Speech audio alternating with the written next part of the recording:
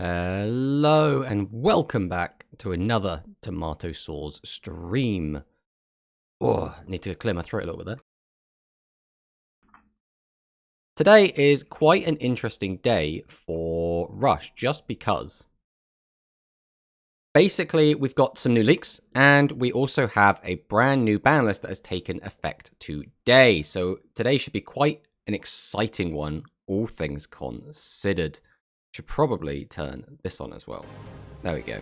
So, what are the new changes, I guess? We should start with that. Actually, first thing we should do is probably just say hello to everyone in the chat. So, hello, Harrier. Hello, Alex. Steve with the big raid of 11. Thanks for that. Dragson's here. Tired stopped by to say hello. Is that Bottler Works chiming in? We've got the whole gang. Everyone is here. Now, today is quite interesting. Obviously, it's Boxing Day, so you know we're just gonna be kind of chilling. We're just gonna be having a nice chill time. But we did get some new news. That being the new Speed Duel box, which is looking really cool. I just want to start off by touching on that. This looks like a really cool deck. First up, that music might be a little bit loud. Let's turn that down a smidge. If we can just, there we go, just a little bit, just a little tiny bit. Server's actually working, which is nice. Yeah, I was having some trouble on Christmas Day or Christmas Eve. I can't remember which day I was playing, but where yeah, the servers were a little bit yikes. But we have this new speed box, and this speed box I think actually looks really cool. Sunday, okay. I didn't play a ton on Sunday. I just kind of logged in and did the event, but the main cards that are like really making me pause for thought. Construct is obviously really cool. I think everyone knows how cool Construct is. Just being able to be the big shit old boss monster, everyone loves it. The one that really interests me is Citadel. I think Citadel is so cool. It is such a cool boss monster. It's so powerful that I am really looking forward to this card coming out, and I probably am going to try and build Earth Machines, because I've always had affinity for the Earth Machines, right? If it's Infinitrack, whether it's the level 10 trains, whether it's Machina, I love all of those like Earth Machine archetypes, and smashing them together is always a good time, and Citadel is just fantastic. Hello, Icy. Welcome to the stream. I managed to catch a little bit of your stream earlier, but you didn't, well, I think you started streaming very early for me, so I only managed to catch the tail end of it. But, yeah, this is the main thing that's interesting to me, the Citadel. Obviously, Shaddolls are really cool. And we'll probably see about doing something with Shaddolls. Cosmo is something that's never interested me all that much. I've always found that Cosmo is just very bricky. So, although we've already had a lot of Cosmo stuff, getting a bit more Cosmo stuff, I'm like, not really my cup of tea. And then obviously there's Sue ships, and who doesn't love Sue ships, right? Everyone loves Sue ships. It's everyone's favorite low rarity archetype. The cards in general are pretty strong. I don't know if they're gonna do anything crazy here, but at the very least, they're quite easy to play, pretty straightforward. I mean, who doesn't love a nice straightforward deck? Nothing else like is screaming out to me. Obviously, you know, El Shaddol, Wendigo, there's Steel Swarm Origin. I mean, everyone loves a bit of Steel Swarm. I saw Grand yesterday playing, what was it, Steel Swarm, or El Swarm, I should say. It was Evil Swarm and Constellar. I mean, Constellar as well. Such a fun archetype. But as we come down, we will see that we have some Beast Gear stuff. Now, very interesting, because we kind of expected all of this. I mean, Neko Gao number 2 is a bit early. Neko Gao number 2 didn't come out in Modern Rush until Go Rush, so this has been brought forward. But Neko Gao number 2's primary use was you could bring it back with another future card called Martial Hound Dokainu, I think it is, who can bring back a level 6 or lower Beast Warrior normal monster from the graveyard. So, I don't know what Neko Gao number 2 is going to do, unless we get Beast Gear World, and then this will just become a 2200 tribute, which is fine. That's fine. It's, you know, it's neat. It's an ultra rare, though. I don't know if that needs to be an ultra rare. But notably, we do not actually have Beast Gear World here. Now, I would assume we're going to get Beast Gear World, because without Beast Gear World, these cards are really bad. like Catapult Kong being a 2200 boss and Leogun being a 2300 boss is garbage in the current context, right? Especially since Catapult Kong destroys defense position monsters, which is great, but its cost is pretty steep in having to get rid of your own Beast Warrior monsters. So, like, I don't know. It's without the 300 boost, could be a little bit sketch. Constella gonna go hard with Canduceus. Which one's Canduceus? That's the question. Haven't. So I played Constella back when they very first came out, and I cannot remember if that was one of the original ones. There we go. If you control a Constella monster except Constella Caduceus, you can special summon this card from your hand. During the main phase, you can add a Constella spell trap from your deck to your hand. You can only use each of the previous effects of Caduceus once per turn. A Constella Xyz monster has this card's material gains the effect. That's a light dark monster, but no occasionally banished also. That's crazy.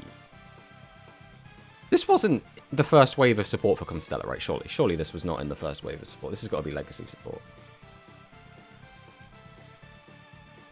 Because this card on its own does so much. It's a special summon, so it extends. On top of that, it lets you add a spell trap to your hand.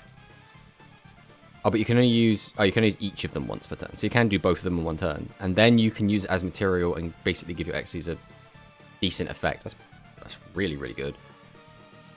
Constella seems like a PvP event reward. I think you're probably right. The thing is, so it's a weird one, right? Because there is, like, one Ultra and a handful of Supers is kind of ideal for, like, a character mission, right? Like, they do, like, a Yoshio event.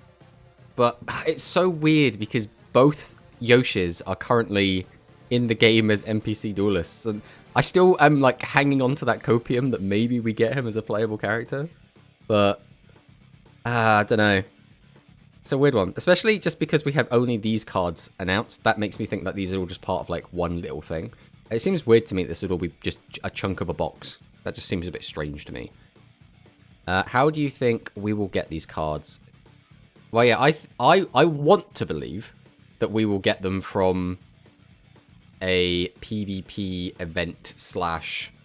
So I would almost expect Nekogal to be like a rank up reward, right? And then Catapult Kong and the rest to be from like a Yosh event. I think that would be really good, but yeah, it might be a bit copium. Which, the boss monster rarity, it might be Yoshio character situation. I mean, that's what I would like to see. It's new. Yeah, I mean, we expected that. And like, why is the first Beast Gear Ace an ultra rare, while the bigger Beast Gear Ace is a super rare? So, Lyogun is a weird one. So we can send 2 face-up level 4 or lower Beast Warrior type monsters from your field to the graveyard. This card gains attack equal to the total level of monsters sent to the graveyard to meet the requirement times 100 to the end of this turn.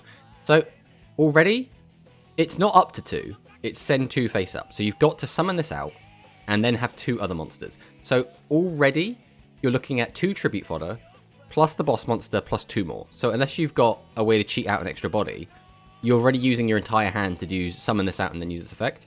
They also have to be Beast Warriors, which is, again, a bit more tricky. Then it gains some attack, which is good, right? Gaining attack's always good.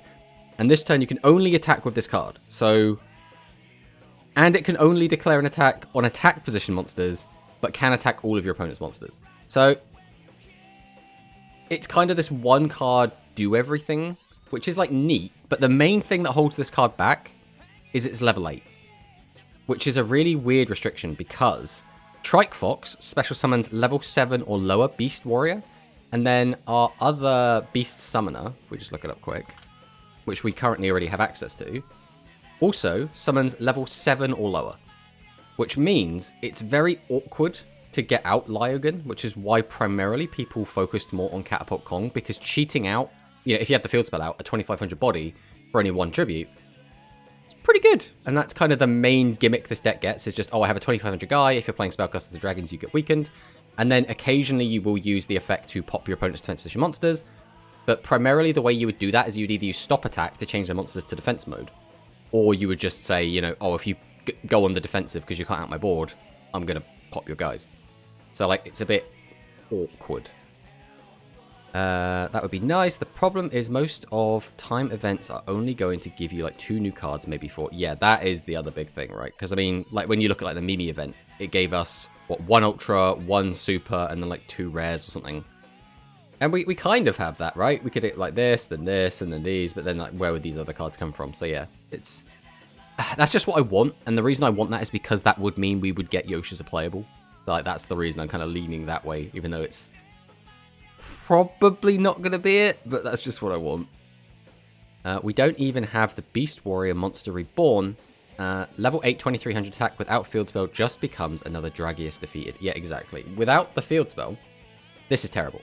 But with the field spell, this becomes the first monster that we can run at 3 copies in our deck that by default will be 2600 attack, right? So that is something, because that now means like Dragius can't just immediately out it. You then say, oh, I need a boost or I need a debuffer. So it's a weird one, especially because one of the very first field spells we actually got in Rush, as well as Beast Gear World, was Starry City Knights, which if we look that up, which is, while this card is face up on the field, all face up light attribute monsters gain 200 attack. Now, that's a bit problematic for us, right? Because that includes Dragius, that includes Diankito.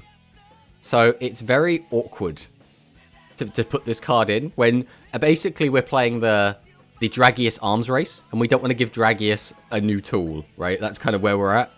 So, although this is like, this came out in, I think, the very first set, if not the first set, like the second set.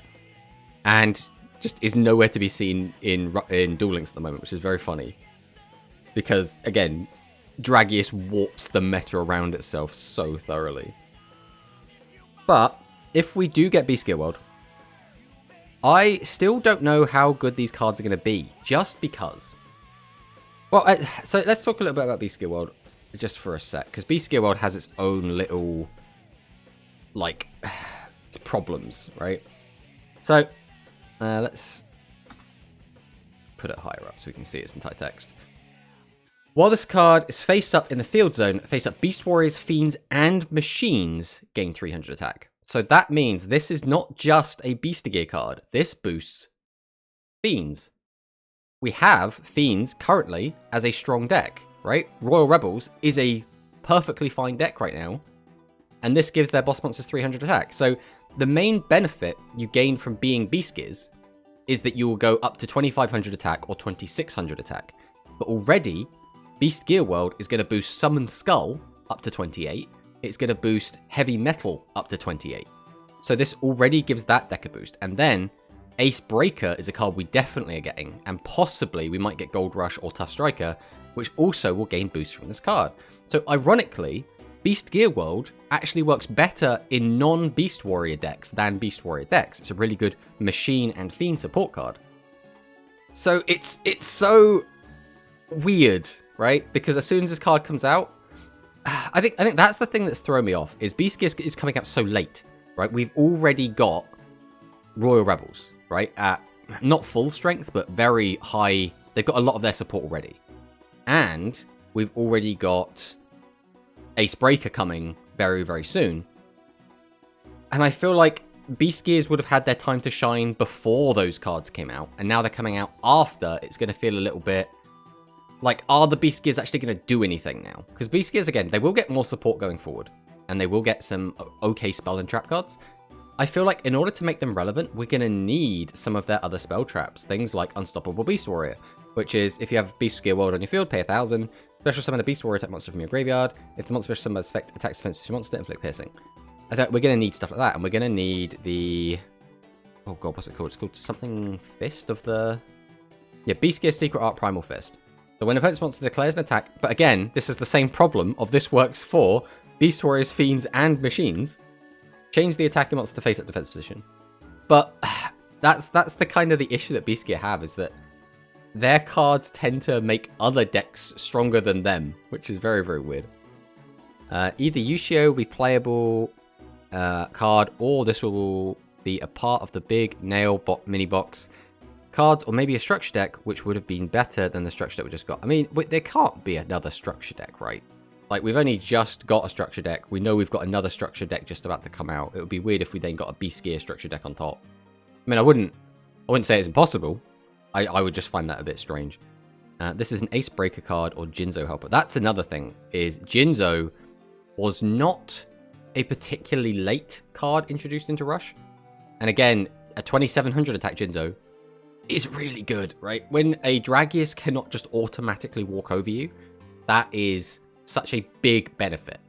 Because it works for Mirror Innovator as well. Mirror Innovator is a 2400 attack monster. So Beast Gear World will make this a 2700 attack monster, which again means Dragius cannot just walk over it, which is really, really big. So it's strange. I don't think you would release Beast Gears without Beast Gear World, and even with Beast Gear World, I feel like they're already going to be overshadowed by machines. So I'm already at a bit of a loss as to, one, why they're coming out so late, and two, if we don't get any of their more modern support, are they actually going to do anything at all? I feel like they're a bit DOA at this point. I think if they'd come out with the first set, or maybe even the very first box, the second box, I suppose, the mini box, they would have maybe done something. Now I'm thinking they're just going to be support for other decks.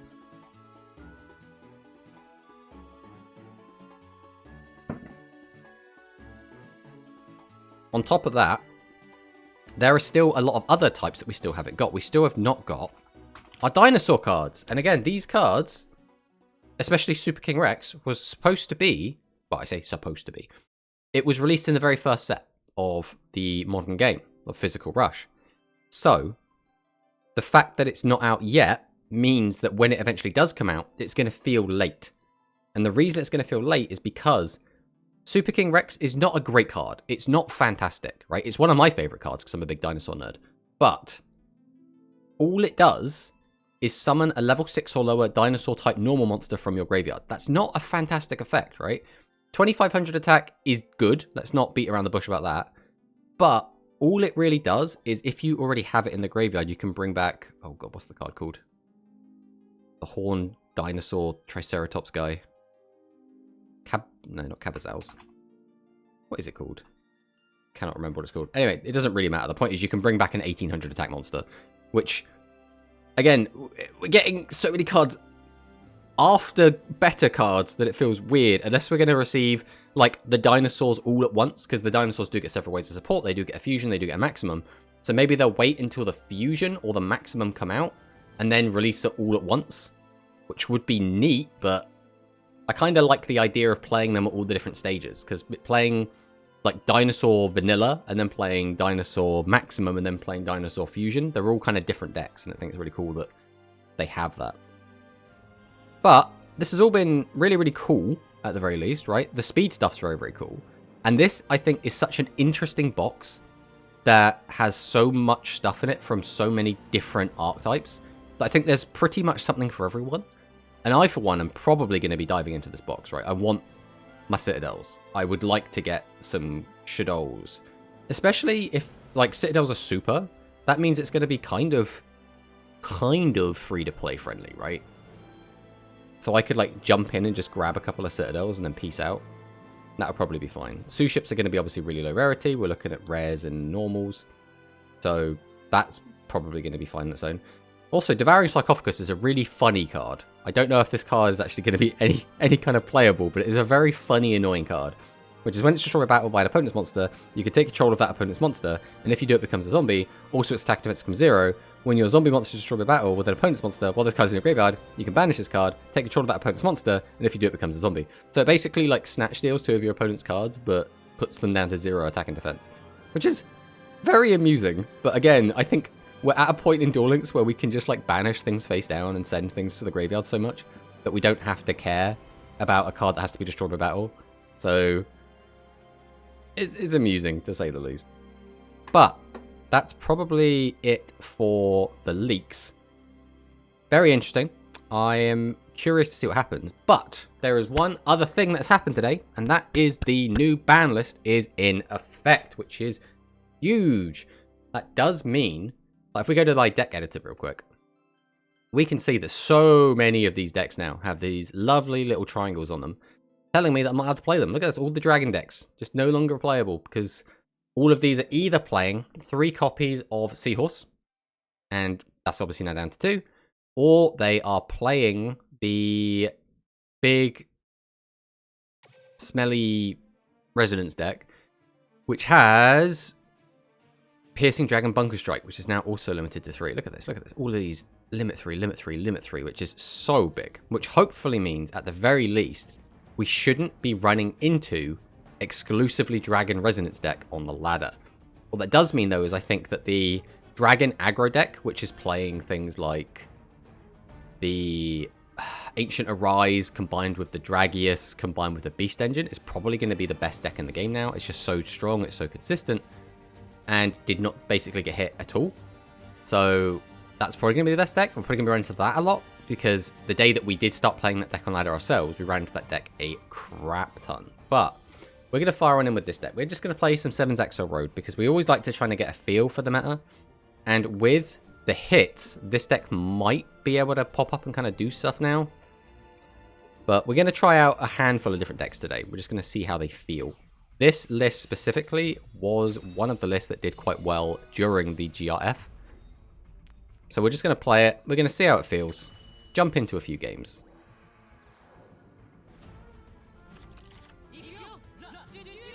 Torna turn 1 is not really what we want. We also don't really want to be going first with this deck. But we will just go on the defensive. The question is, do we set the Torna?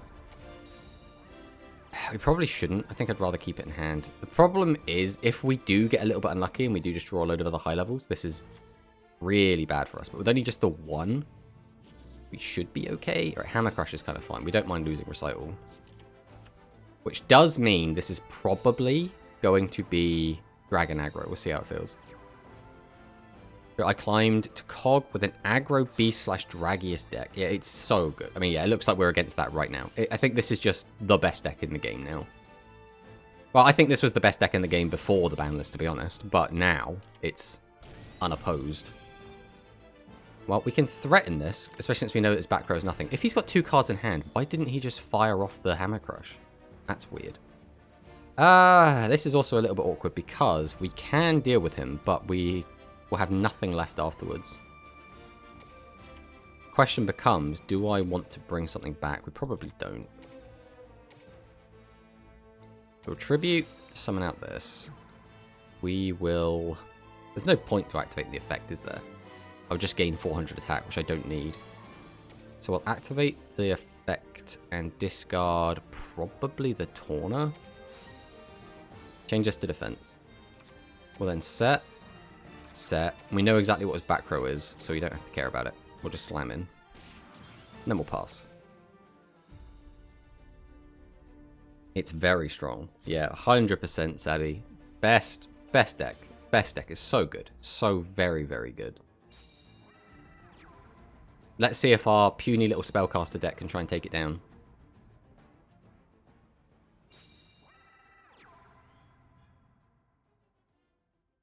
Okay. Ancient Arise. And Summon Skull. Okay. So I think we will get rid of that. We can't just let him keep all of this. And we will also fire off Recital because we can out this with just this. Interesting. We already have Wind in Grave, so we want to get Fire in Graveyard. So we will summon. We will tribute. Then activate the skill. Boost the attack. We do not need to use that. Activate the effect. I think we probably keep 7's Road in hand, so we will just get rid of this. And summon out this. Activate the effect. Go to battle.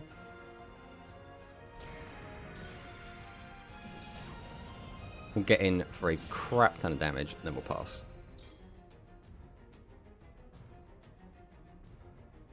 Did I have lethal? I could have discarded, changed that, attack with that, attack, attack. That would have been 24 plus 30. Yeah, that would have been lethal. We missed lethal. We missed lethal. It's game 1 of the day. It's okay. This is just a warm-up game. We don't have to worry about it. Is he going to use his Hammer Crush finally?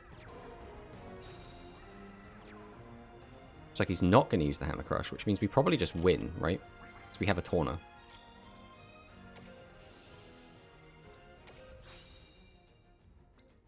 What you got there? Then I guess we just tribute over, right? Just to make sure that we have the win.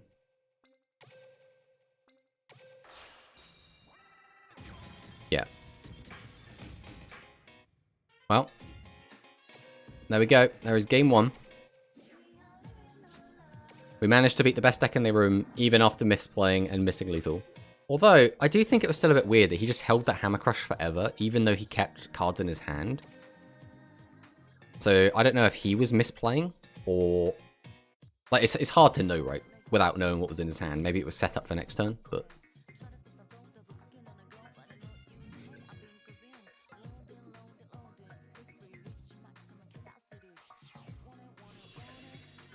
Alright, a Luke player. Let's see what he's on. Is it going to be nerfed Resonance? Is it going to be nerfed? This also could just be Beast Aggro again still. Ooh. Ooh. This ain't very playable now, is it?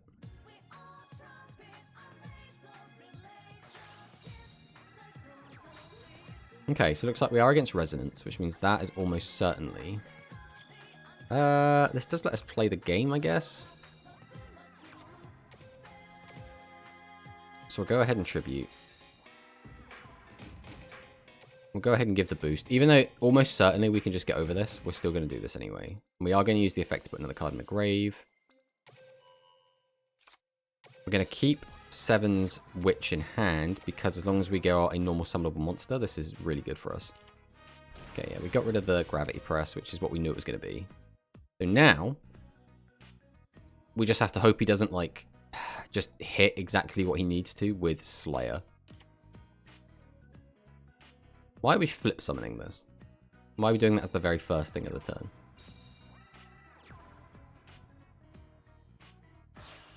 Tribute 2. Summons out a Rise. We're going to go straight to battle? We're going to do something else. Summon out Dragonite. Uses Twin Edge. Gets rid of the... Why? Why are you doing this, bro?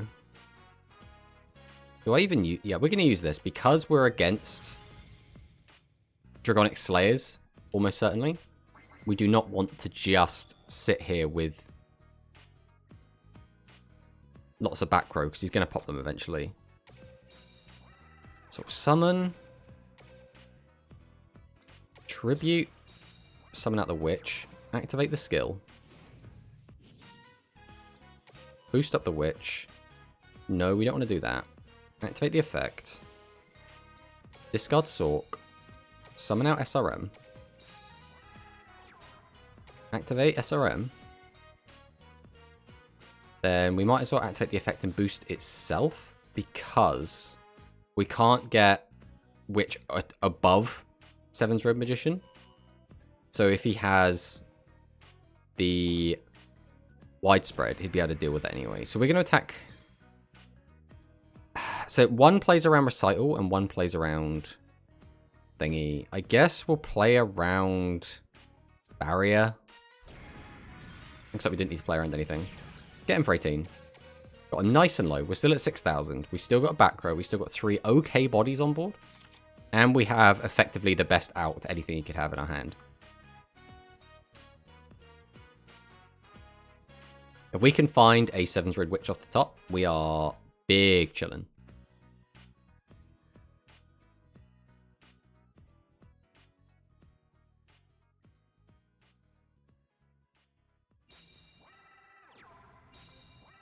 Triad Drago plus Wing Dragon plus Twin Edge. So now you have to use your skill to be able to draw.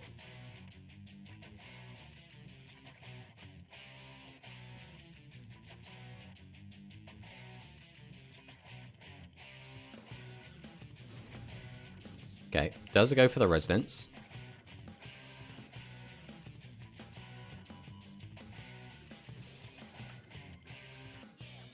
Don't know why we boosted Triad Draco itself.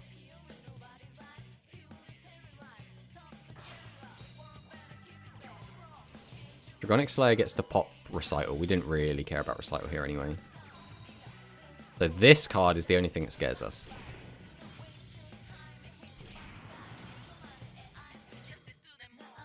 Alright, can we find a witch? We did find a witch, so that is guaranteed game? I'm pretty sure, unless he's been holding out on us, this is just game. So we'll go Flavor Inspector. Tribute the witch. Activate XL Road. Boost witch. We do not need to do that. Activate the effect. Discard All Seeing. Cheat out 7's Red Magician. Activate 7's Red Magician. Activate XL Splat. We'll give the boost over here. We'll go to battle and we'll swing. Now if he has the widespread, we don't really care. And that is how we beat Smelly Resonance.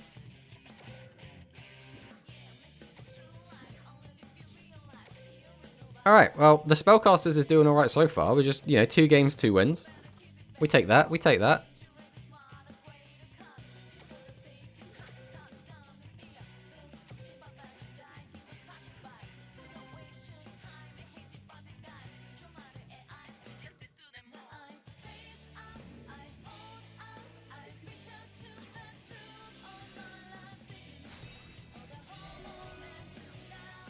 Alright, we have Roman. So is this going to be Psychic?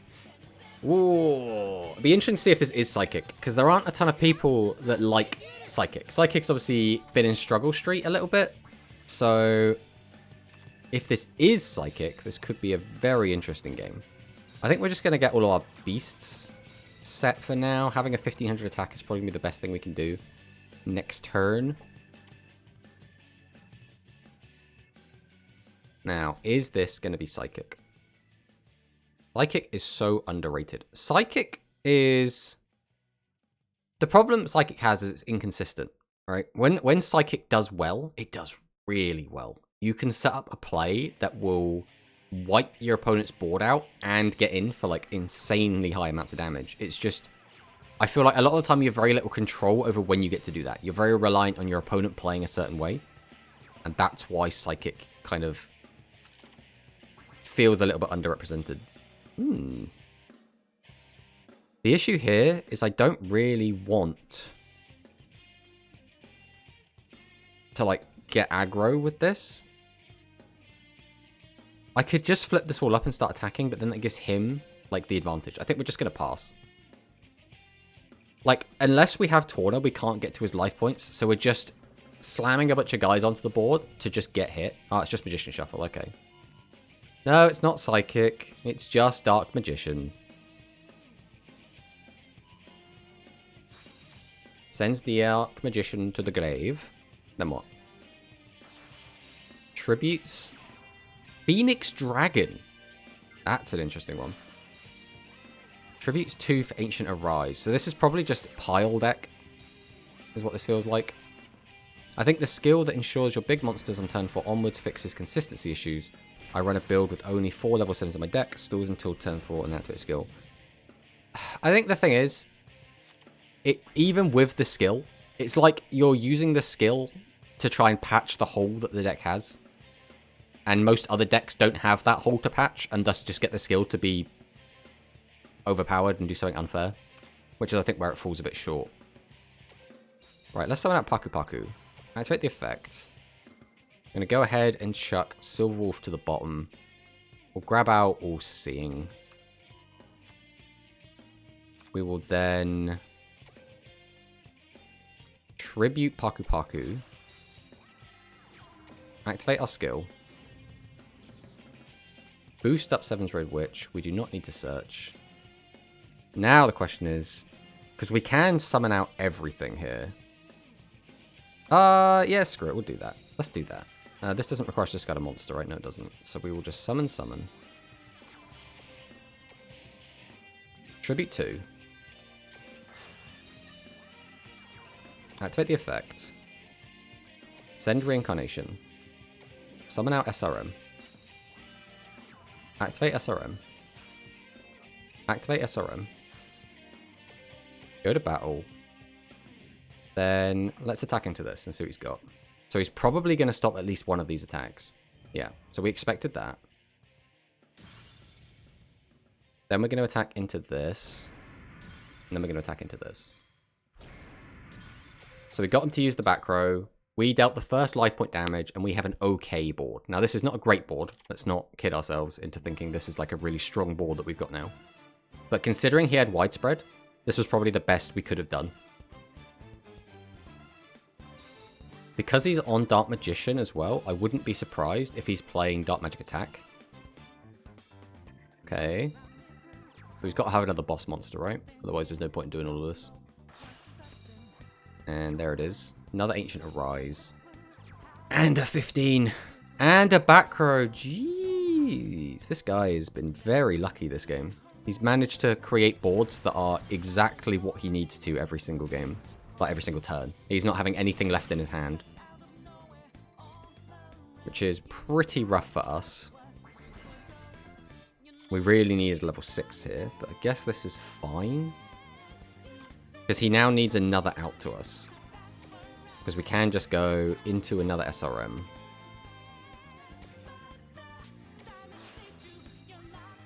Activate its effect. Still only hitting the winds, which is really not ideal. Well, we should easily clear this.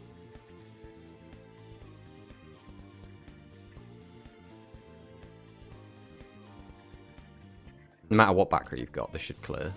Yeah, that's just doing nothing. So he's going to put just that back in because he just wants to draw it into more outs to 7's road. I respect that.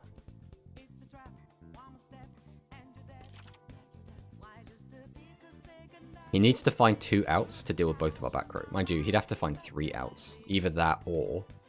Okay, yeah, so he's got... this is what we were a little bit afraid of. This is because we were saying earlier, we think he's got Dark Magic Attack. So one of these is Dark Magic Attack. So he's going to do this, weaken this, Tribute 2, get out Dark Magician, pop all of our back row, which is annoying. Again, this isn't... The main reason this is going so poorly for us is that he has gotten very lucky. Like, he has managed to empty his hand, have 3 monsters and 3 back row every single turn. Like, he's not bricking whatsoever. Which is a little bit unfortunate for us, because we just need, like... And like, even this, right? He's managed to perfectly empty his hand and create, like, the strongest board he could. So, yeah, I mean, we're going to chalk this one down to our opponent got lucky, and there's nothing we really could have done there. Realistically, I'm not convinced that the Dark Magician deck is even very good. I think, obviously, if you high roll, yeah, the deck feels great. But how often are you going to high roll with it? Especially considering that deck is built around just the interaction of using Dark Magic Attack to clear your opponent's back row. We play a total of 3 back row in the deck, which means our deck is better equipped to deal with it, but we drew all of our back row, and thus staggered ourselves into a loss by playing exactly into what our opponent wants to do, which is a bit of a shame, but again, what can you do? You have to play the hand you dealt. Oh, we just need any normal summonable monster. What do we do with this? Do I just play defense? Because there's no way I go on the offensive here, right? I think we're actually just going to T-set pass, which feels really bad. But as long as our back row doesn't get popped, or we draw a normal summonable monster, we are really well set up for next turn. It's just, if he does a big play this turn, it's going to look pretty yikes for us. Ooh. Lots of back row means he might not have a lot of monsters. Is he going to perfectly empty his hand? Tributes. Okay, so he does get the whole hand empty. Yami Ruler is funny because it doesn't stop us from doing what we want to do. So it's going to come down to what his back row are, which means our monster incarnation is probably not going to stick around. So, We can get out all 3 of our guys, right? Summon, summon. No, we can't. We'll be 1 card short. This is probably getting popped from his back row. We can. We couldn't summon out everything anyway, just because of Yamirula effect. So we'll tribute to summon out Seven's Road Witch. Activate the effect of our Axel Road. Boost Seven's Road Witch. Activate the effect. And we will be discarding. Does it make any difference at all? I don't think so. It comes down to what do we want to have in hand. We kind of need the bigger boost, which means I kind of want to discard Sorcerer just to guarantee we have a Dark in the graveyard. It feels bad, but I think it is the play. Because this way, we have a higher chance of this giving us a bigger boost.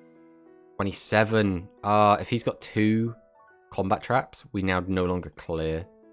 Which sucks really bad. And there's nothing we can do about it now. Even if I grab Silver Fang, I can't do anything off of it. Or Silver Wolf. Silver Fang, we're probably not clearing his monster. So I am just going to set this. We'll go to battle. We will attack with this. And this, again, is not going to clear. Oh, Widespread. We did clear. What is this back row then? Why would you use Widespread there of all times? That's very interesting. So this must just not been usable. Which means what? It's like a Hammer Crush or Monster Reincarnation. He's got the Paku Paku. Gets full value from it on turn 2, which is pretty good for him. Gets the Tiger back.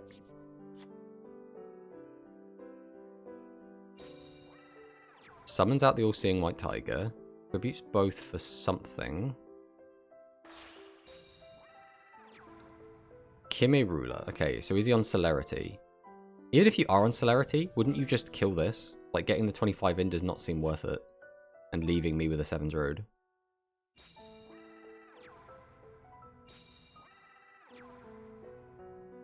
You really just...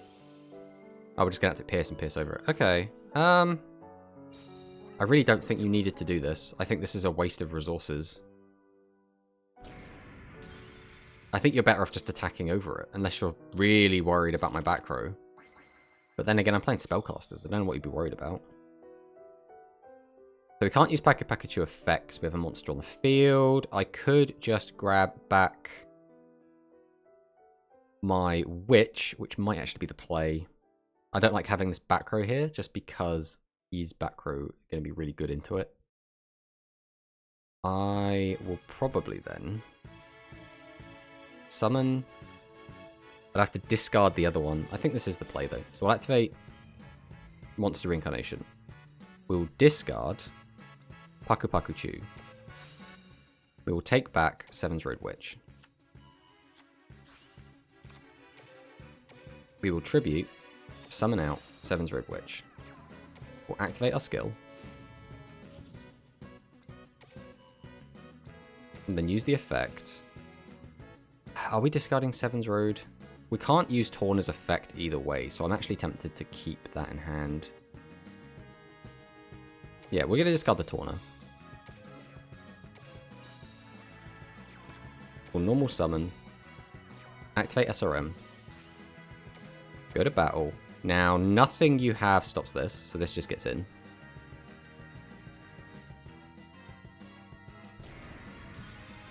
Now, because of that delay, I am going to attack with this. If he's got Recital, he's got Recital, even though he shouldn't have. Then we'll swing with this. So he must have toggled off, because there's nothing I can think of. Oh, actually, it will be the card that pops my back row. That's what it will be. The, can't remember what it's called. Dark Saber Slash or Dark Warrior Slash, whatever it's called. So he's got Paku Pikachu effect off twice, which is pretty good for him. It's very fortunate.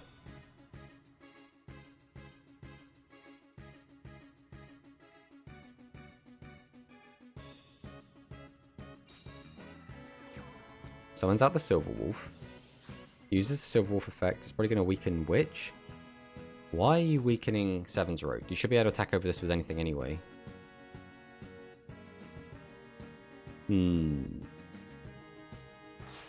Tributes 2. Summons out Yami Ruler. No point in using the effect unless you've got a Nandes. Uses Celerity to change that into defense again. Again, that doesn't even beat over this. So it's, have you got something to summon from your hand? You have got the Masaki. Which is the only thing you could have had that could attack over that isn't a tribute monster. And we're using...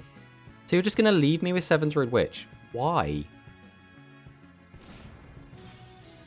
What is this guy doing?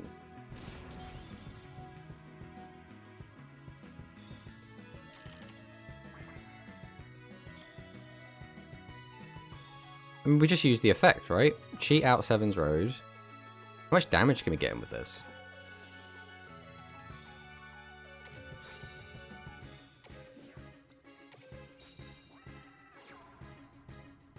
We'll activate SRM. We attack here, that's 23 plus 5. Is that worth it? Or do we just clear? I think we probably just clear. We'll go to battle. Alright, let's attack this.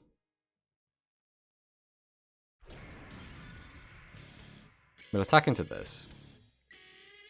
Now, we'll attack into this, so he needs the barrier. Okay, so he doesn't have anything outside of his slash then. So we're fine as long as we're not attacking to warriors. We don't have to worry about anything.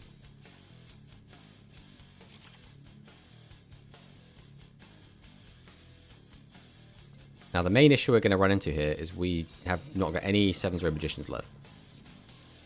But in every turn, this guy 3 turns in a row has had Paku Pikachu effect go off. Jesus, bro.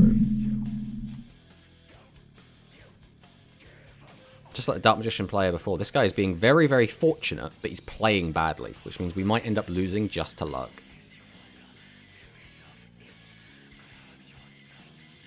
Let's see what he's got.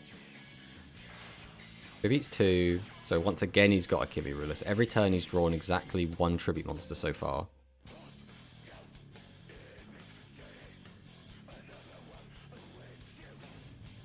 Uses Dark Art. I guess he's going to change Seven's Road again. Unless he's using Pierce, there's no reason to do this. Using Pierce here is not a bad idea because you've got 3 back row.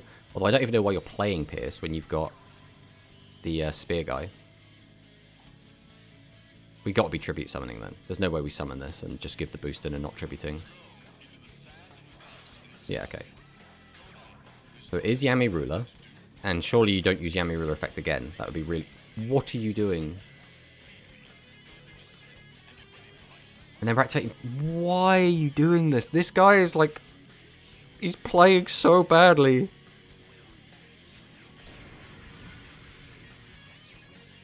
So why are you using Yami Ruler effect? I don't have any other tribute monsters in the deck.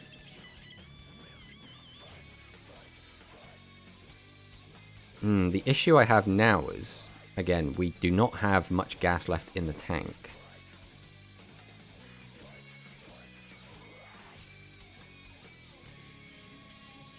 We can weaken him down to 18. We can boost ourselves up to 2,000, which means we can clear Kime.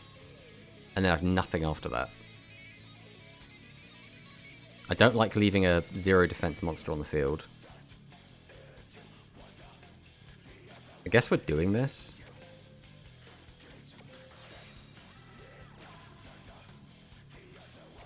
We'll activate our skill. Boost this up. Activate the effect. Guess. There's no way to out both of these. Silverwolf doesn't do anything for us right now, but All-Seeing White Tiger also doesn't do anything. Change this to defense. The problem here is, if we attack into this, he is just going to use his trap card to weaken us by 400. And we do not have a way to get out Silverwolf and use its effect. So I think the play is just this. I think we just pass on this. This sucks really bad because we're in such an awkward position where he's just going to stall us out.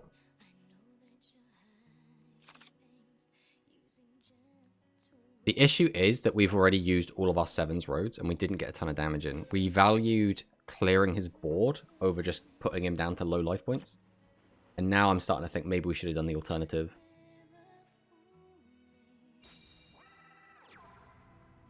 As is, though, we can just pop one of his guys.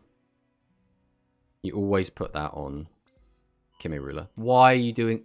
He's so bad. He's made so many misplays. Just all game. I mean, to be fair, we shouldn't have summoned that either. Right, we use widespread. We pop this. We still lose our whole board. And we're probably, again, just going to get stalled out. Because our deck is not very good at just dealing with what he's got. I don't even think we're on Recovery Force. No, we're not on Recovery Force. Have we already used our... Yeah, we have. What is our win con now, then? We can't stall him out. We can't deck him out. We have to just push for as much damage as we can. Right, we'll summon out Paku Paku. Activate the effect. We'll put Paku Paku back. And we'll grab All Seeing.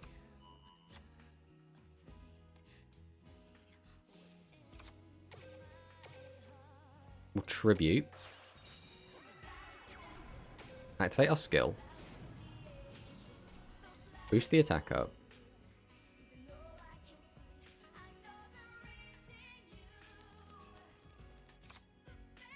But this guy is just playing like 3 copies of Pierce and playing 3 copies of this guy. So I could just randomly lose out of nowhere if I put a 0 defense monster out. I feel like I'm damned if I do and I'm damned if I don't. I have to attack. If I attack, he's going to use his stupid trap card to pop my back row. So there's no point in even setting.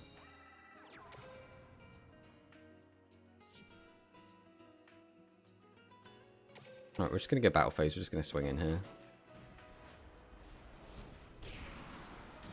And we're going to pass. This is one of those games where my opponent is playing really, really badly. And I feel like a couple of small misplays from me on top of just a really bad matchup means I'm going to lose this game, which feels really bad because I don't think this guy's had a single turn where he hasn't done something wrong. Like, he could have won this game a long time ago.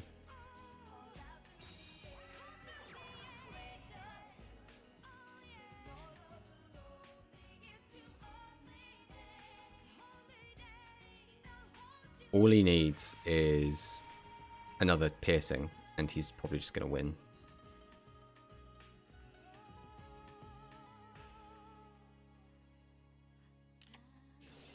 Look, dude is on 3 pierce, 3 piercing samurai. Jesus. That's 900 plus 24, so I'm not currently dead. No, that is dead. That is now...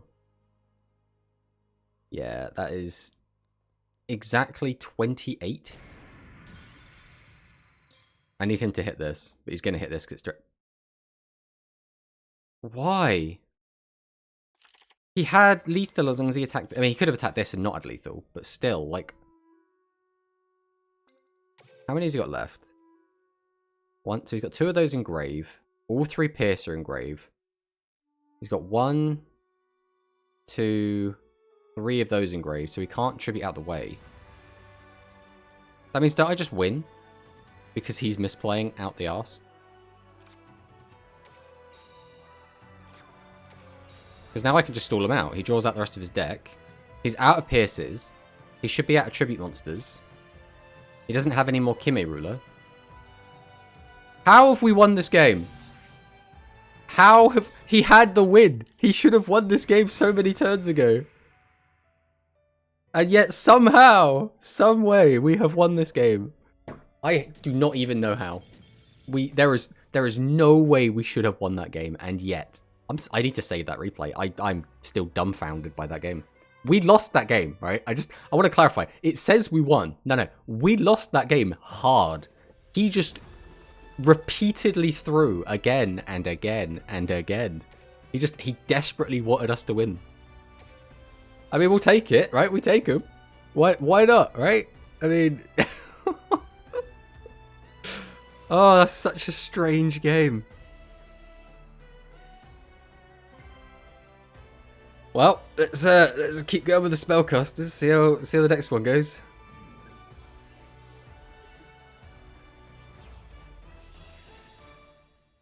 Okay, we're in the mirror, but let's see if this is actually the mirror. Going first again, which is something that SAR just doesn't like going first. That's just not for us. Double Paku Paku opening. The thing that makes this really suck is I'm probably going to have to throw away the other Paku Paku as well. There's a chance we don't have to, but we almost certainly are. We take any win we get. Yeah, it drags it. I'm still in shock and awe that we won that last game. We shouldn't have. We really should not have won that last game. Our opponent had to, like, really work to lose that.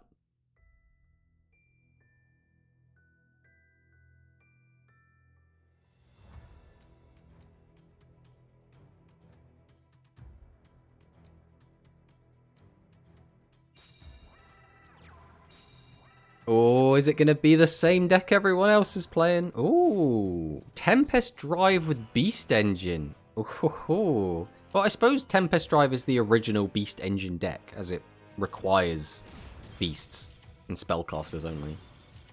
Hey, Hunter.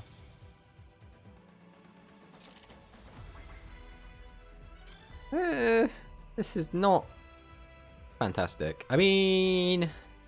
Depending on what his back row is, we can just clear his whole board, but it's not like a nice clean his whole board.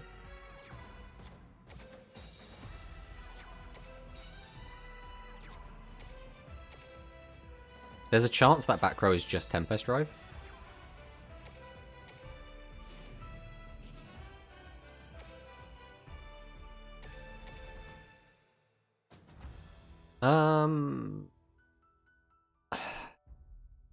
No matter what, we have to lose or threaten to lose something. So we will attack with this. So that's fine. Now we're going to attack with this. Because if we're going to leave him with anything, we might as well leave him with that if he's got Recital. Chances are this is just Tempest Drive. In fact, didn't he use Tempest Drive? Don't we know that that is...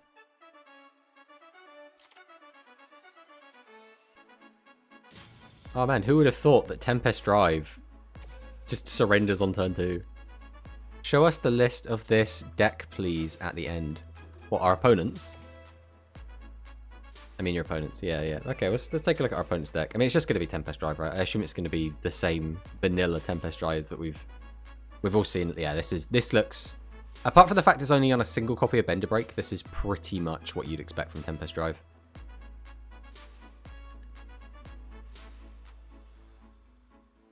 I mean, yeah, what do you... I mean, Tempest Drive is just so garbage no matter what, right? So... I feel like... Why would you play this, though, right? Because isn't this just bad Sevens Axel Road? Like, Bender Break is kind of the reason to play the deck, is, oh, I can do Bender Break things. So if you've only got the one Bender Break... I mean, it is searchable, so maybe that is the logic, is, well, I can tutor it, so it doesn't matter that there's only one copy in there. Treat it like a Garnet.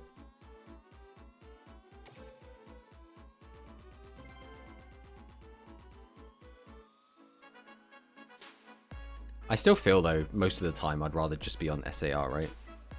Like 800 attack, plus you can grab out Sevens Road. Another Gavin. That's another thing. Gavin is going to be so popular, I think, since the new ban list.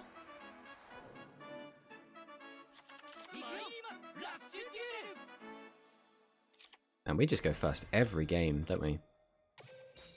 Well... Having a second beast to make this hand look better. I want to maintain Paku, but is there even a reason to hold Paku right now? I don't think there is. Because if I draw a second Paku, I want the other Paku in the graveyard. And because Paku has to be the only monster on the field when uses its effect, I would have to just, like, somehow get another beast in grave, but without tributing.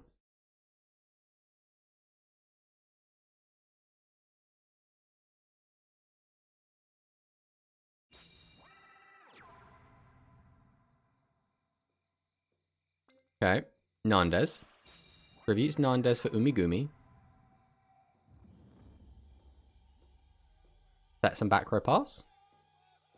Well, swing pass.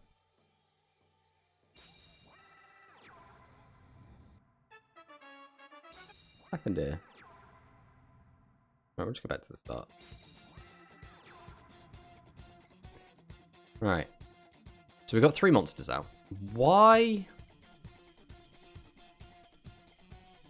That's fine. We'll just take that. Why are we playing Masaki? Yeah, we'll just lose the whole board. This is fine. We'll just toggle off for this.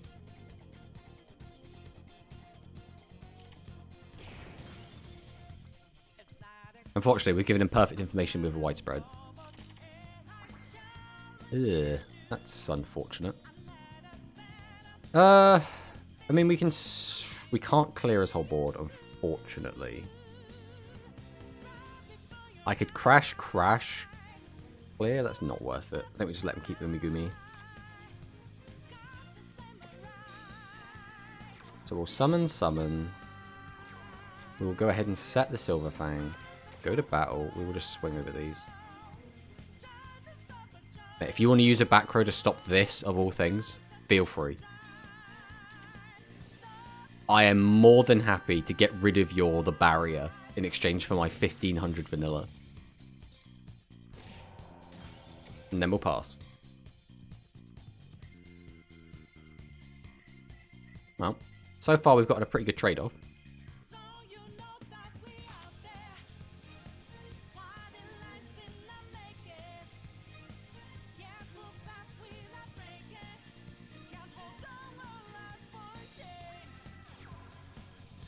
Into Nandes again.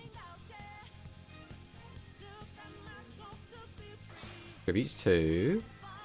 Is that the Kimi ruler? So he can change this attack and attackers, change this to defense and attack us directly if he wants. We will just kill it with a widespread though. Because again, there's no point in having a bunch of back row against this deck. Whenever we attack into his big guys, he's just going to be popping our back row anyway.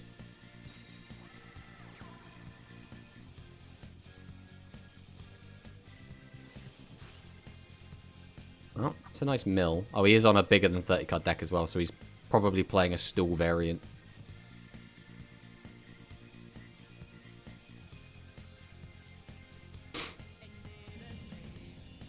How about Widespread Ruin?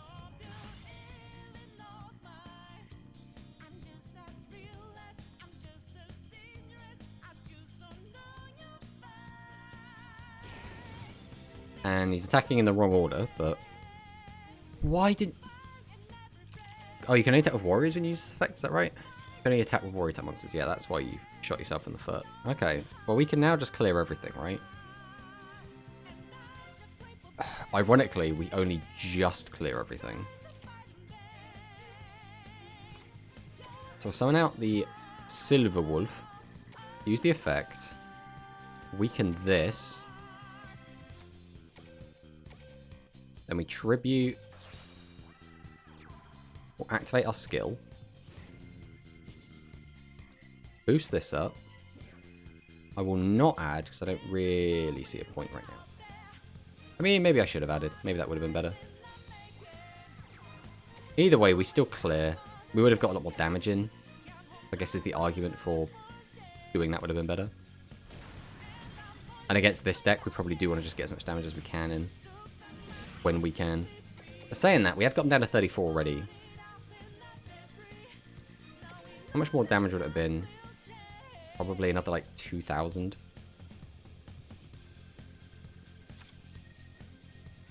But just knowing that we have 3 Seven's Robe Magicians still in the chamber gives me a lot of confidence.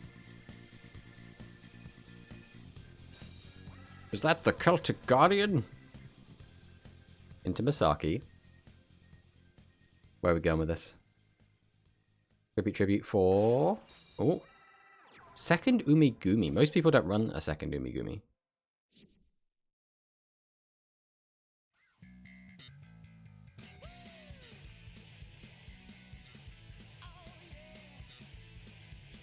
Slow playing us. Slow playing so hard. You never know when your opponent's taking ages if they're just thinking, or if they've got the voices on, or if they're just playing on phone. And if they're doing all three of those things, then God help us.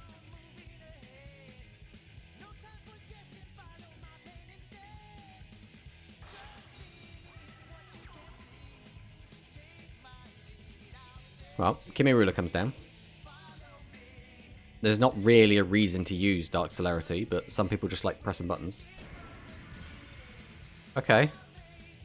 I mean, I respect it, I guess.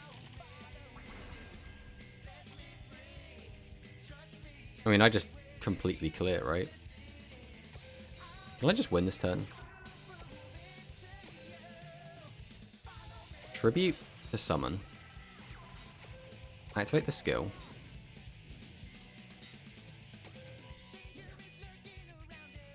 Yes, I will add...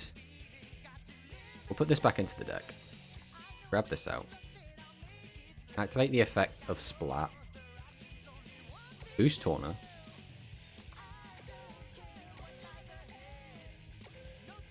Tribute 2. Normal summon. Activate the effect. Swing him with the Torna. And then we'll just close it out with 7 Druid.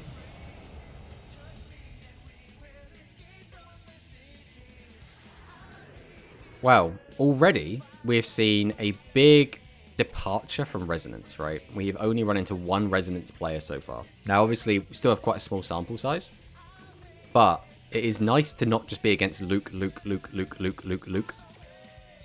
We also haven't obviously seen a Ancient Arise yet, but... Oh. One servers. We can hold it together. But Ancient Arise wasn't super popular before the ban list, and after the hits, I think it's going to be even less popular, so...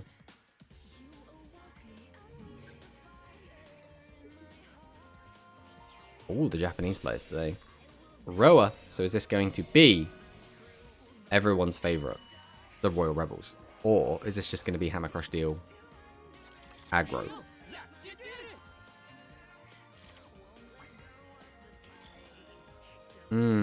This is an awkward hand, isn't it? I think we have to get one of these high levels out of our hand. So we are going to tribute set the Torna. We're going to pass. Now, any normal summonable, and this hand is playable.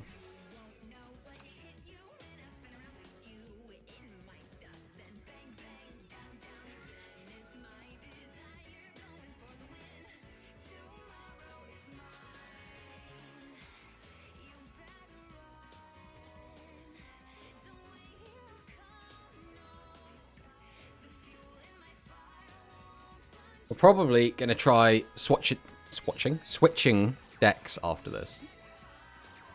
I'm probably going to want to try out... I want to try out like an aggro deck, but I also want to try out a warrior build. Don't know if anyone has any preference on what they'd like to see. I'm quite happy to play either. Oh, well. We take the 13. 3 attack mode monsters, though.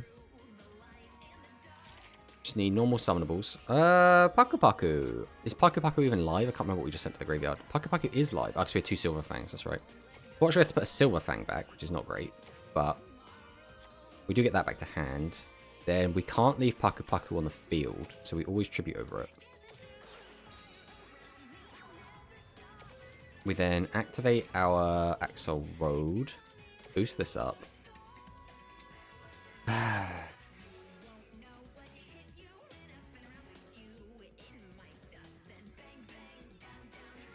Losing Paku Paku feels really bad here, but... Mind you, what does Silver Fang do for us? Like, nothing, right? We can't beat over his board with it.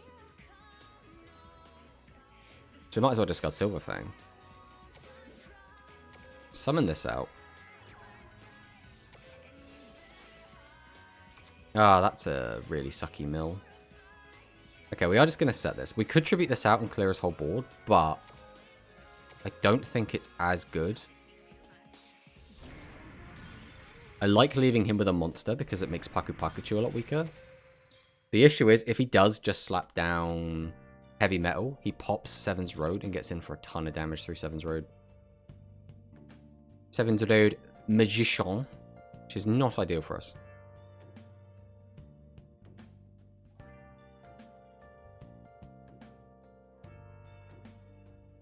So what is our opponent going to do? There is a chance he just hasn't drawn anything, right?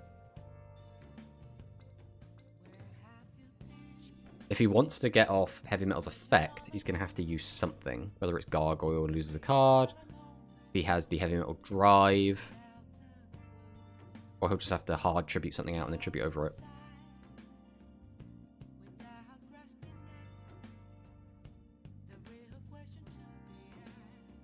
Let's see what our opponent's got for us as soon as he makes his play. Black Dragon Rising. Ah, okay, so we are on the Red Eyes variant. Grabs out the Red Eyes. So he doesn't actually have to use the weakened part of the skill.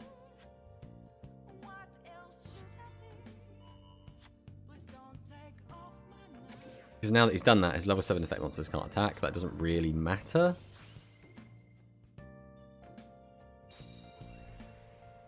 I almost think you'd be better off weakening Seven's Road Witch, right? Because then you free get to hit with this. Unless the plan is just to tribute both of these off to get out the Heavy Metal, which I still don't think is as good. I mean, it depends what the other two cards in his hand are.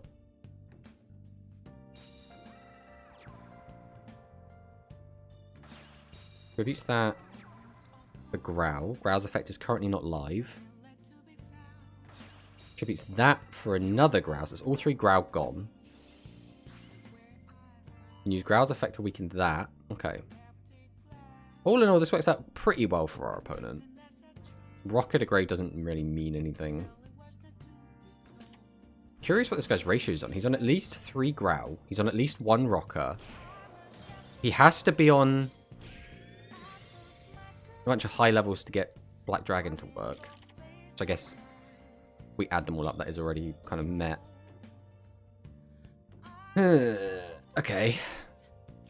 Well, this looks okay for us, right? We summon Tribute for this. We'd have to summon this out afterwards, which means we have to give up both of these, which is fine. We'll summon Tribute for Seven's Road Witch. Activate our skill. Boost Seven's Road Witch. Use the effect to add a card. We'll put back Splat. Grab this out. Activate the effect. Discard Recital. Summon out Seven's Road Magician. Summon out Sork. Activate SRM. Go to battle. Swing over this. Swing over this. Swing over this. Get him nice and low. Now, we still can just die here, but it shouldn't be easy, right? We don't just auto die. If he summons out a Heavy Metal and gets the effect off, he pops the 15 and then only gets, what, 19 indirect. He's already gone through all of his copies of Growl, so he'd have to use another Rocker, of which he's already used 1. So again, we can just die here, but it should not be easy. He'd have to get very lucky, I think, to actually straight up kill us here.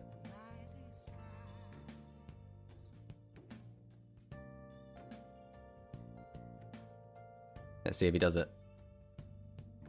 Let's see what he's got for us.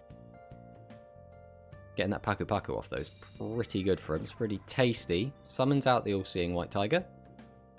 Tributes both for Heavy Metal. Obviously doesn't get his effect off. Still has 3 cards in hand, though. Sets another card. That's another card. And a back row. So that could be the Widespread. So our win con now is probably find a Torna. There's a Torna. So now we need to play this very carefully. I guess we summon out Taste Inspector. We tribute out the Torna. Off of the Taste Inspector. We will then activate our skill. Boost up Torna. Now we kind of want to hit something that has a very small amount of attack points here. just put you in grave. See what this is. Oh, that's not low enough.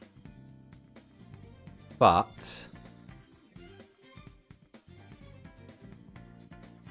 this is where things get tricky, because depending on what his back row is, I could get absolutely murked here. Getting in for 300 is not really worth it. So I could just change everything to defense to minimize damage as much as possible, which I think I'm going to do. We'll then swing with this. Because if this is a widespread, this kills this. I could have got 300 damage in and then taking a ton of damage on the clapback. The issue here is that because this is widespread, he can now just clear, and then if he can clear this... But if it has any attack, right, all that's just clear of this, which we have just lost. I mean, what else could we have done there? If we'd left all our guys in attack, we're in the same position. As long as our opponent doesn't, like, hard brick. We've only got an extra 300 damage in. We needed this to have a lot lower attack points, and then we could have threatened lethal off of the other guys. Like, we needed this to be like a Paku Paku, but that's just not happening. Yeah, so we are dead. Could we have just gone on the defensive? Like, just turned everything sideways? I mean, maybe. That's not very fun, though, is it? That's the problem. The issue there is we just didn't have anything to deal with widespread, and he just drew widespread off the top. I think we just have to chalk that down to we can't always play around widespread. It was either that or just turn everything sideways, hope he doesn't find another out, because again, just another heavy metal outs that board anyway. So he tributes over the first heavy metal and one of his other cards, summons out, pops one of our monsters, then just attack, attack, attack. And we only have 2 monsters now, so we do take the 25 direct, and there's nothing we can do about that. So I think that was still our best option. We just couldn't beat widespread. Widespread too good. We're actually going second now as well, which is quite nice.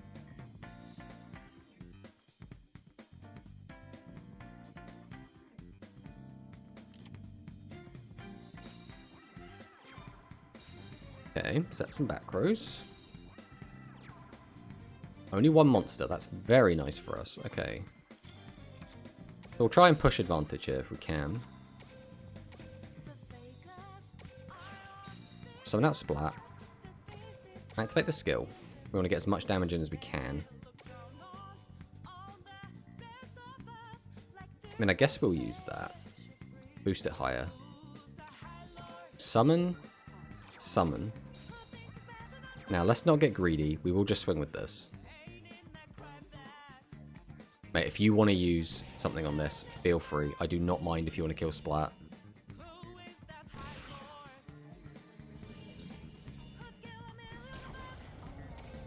Okay, down to 22 immediately is really good for Seven's Road, because again, we will run out of steam eventually, so getting him low early is super important for us. Life point gain. What are we playing? Fire Golem in the main tells me this is probably Spellcasters? Oh, it's just Dragon Casters. Jeez. Okay. I don't know why in Dragon Casters you wouldn't be on... He's got to be on... Thingy, right? What did we tribute on turn 1? Silverfang. Yeah, so he's got to have widespread back there.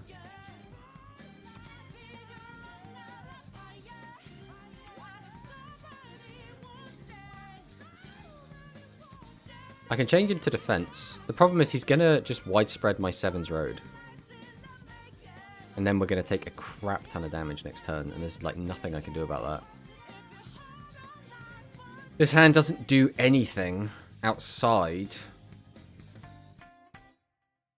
So I could just set 3. The problem with that is that if he gets another Dragius, we are just completely dead.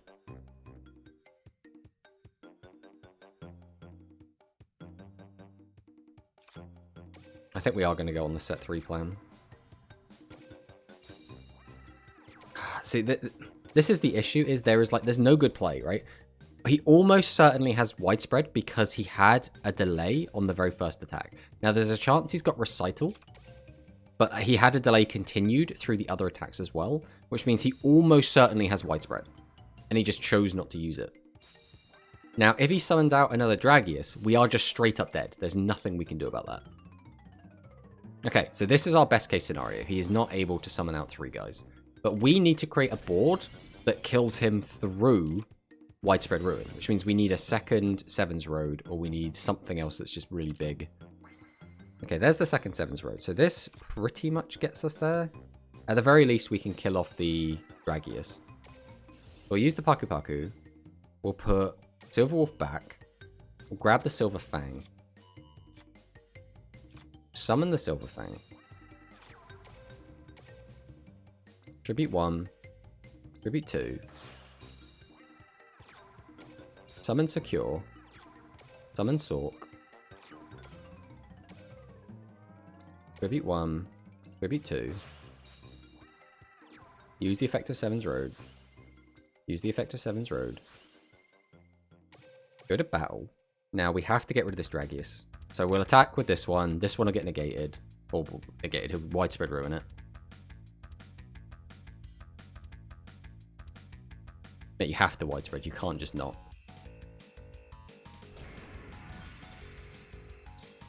Why?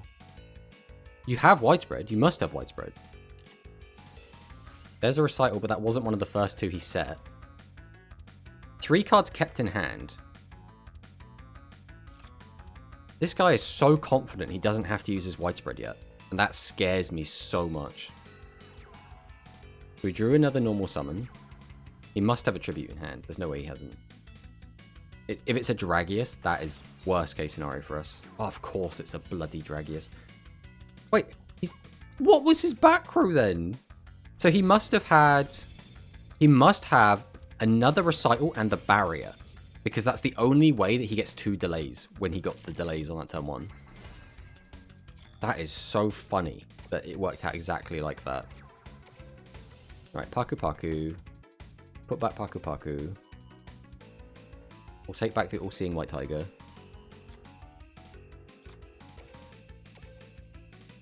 So we'll tribute over this. This is actually a little bit awkward because... Well, this goes up to 28, but that won't be enough to actually do what we need to do. So this is just going to be a turn of getting him to use back row, because we cannot clear this Dragius. We'll use Witch, we'll discard, we'll summon this out. Set this. Activate the effect. Again, we can't clear this Dragius, so we're just going to set. We'll go to battle. We'll attack, and then he'll use Recital. Oh, bind. I do not know how I got the read so wrong there. I swear he... Oh, don't tell me. He had the Barrier and Phantom Bind. And Barrier could have gone off... No, but then that wouldn't have worked. How was there a delay on the first attack? I have no idea. I'm so confused. I'm so very confused as to what exactly happened there. I mean, yeah, this deck has nothing crazy. What was the delay? If he had these 3 trap cards, the Phantom Bind shouldn't have been able to trigger on the first attack because... Oh, but my first attack wasn't with the Spellcaster, was it? It was probably with the Beast. Okay, that probably explains it. Alright, we'll play one more game of the Spellcasters. We are quite enjoying the Spellcasters. Then we'll swap on to something else.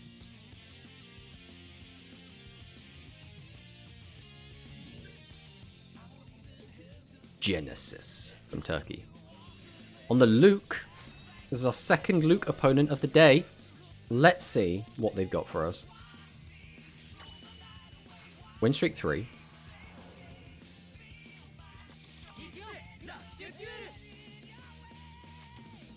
Seven's Road Witch, not a great opener. How you look at this is really awkward. So we'll set.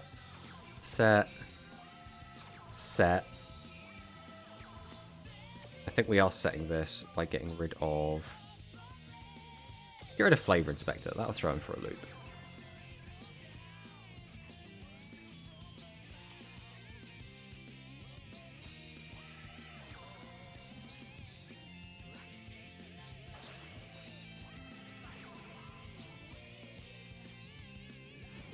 Ancient Forces. Okay. I'm excited to see an Ancient Forces. With Beast Engine.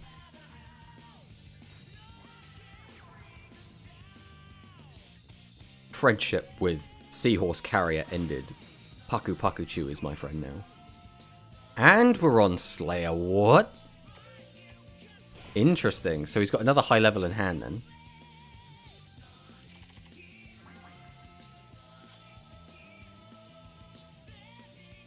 Do we use Torna here then? I think we have to use Torna here.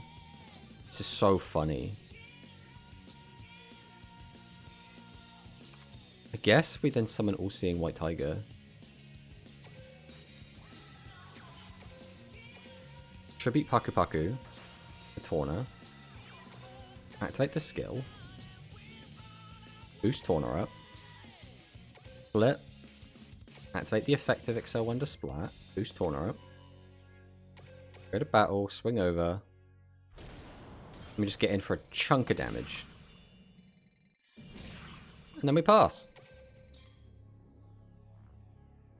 Got nice and low already, which is right where we want to be. This is almost certainly a high level in hand. So we go Silver Wolf, Silver Wolf. That's neat. You could reduce both of these to under 15, or you could reduce one of them down to 12, which is probably better. I think getting one down to 12 is going to be better. Unless you have a very specific hand. And we're on the Pierce. Very funny. Both down to 14. So that tells me he's got 2 ways to get 15s. Otherwise, there's no reason to do that.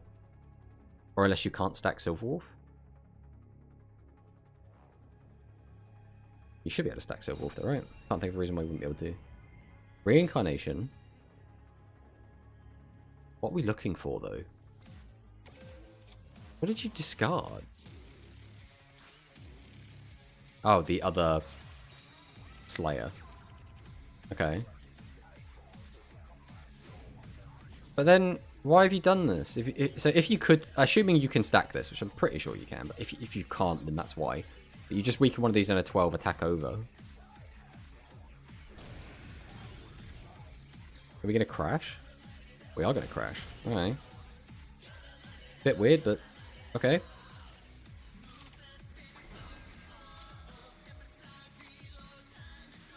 We'll summon. Tribute summon. Activate our effect. Boost all. And we use the effect to add SRM. Use the effect of Witch. Summon the SRM. Set this. Activate this effect. The boost. I guess it really doesn't matter. We'll boost Witch. SRM effect. Go to battle. Swing with this first. In case he has Recital.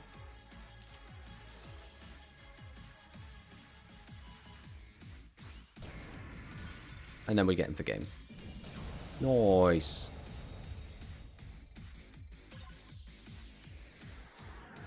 Might as well save that replay, why not? Alright, now, let's go and play a different deck for a bit. Seven's Axel Road is obviously doing really, really well at the moment. Whether or not that's just the quality of player we're playing against right now, or whether the deck is still just pretty good. I mean, oh no, I'd say the deck's pretty good. We did play against... Who did we lose to? We lost to Dark Magician, and we lost to Royal Rebels that got the trap card, right? I think that's fine. Alright, let's swap onto a little bit of Aqua Aggro. I want to see how Aqua Aggro is comparing right now, when basically Beast Engine and Ancient Arise has kind of completely taken over, which makes Aqua Aggro now feel a lot weaker by comparison, I suppose, because Ancient Arise has basically replaced the Diankito, and Beast Gear has replaced Seahorse. So we'll try like the older deck and see if it can still keep up.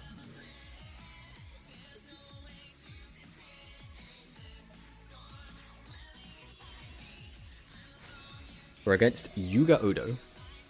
Let's see which version of Yuga this is going to be.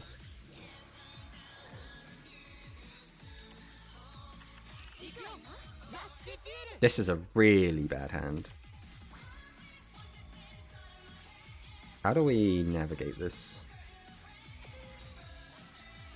Summoning out Dragius this early feels terrible. And Prima Gitana is also something we just do not want early. So I think the play is going to be just to tribute set Prima Gitana out. Which again feels awful.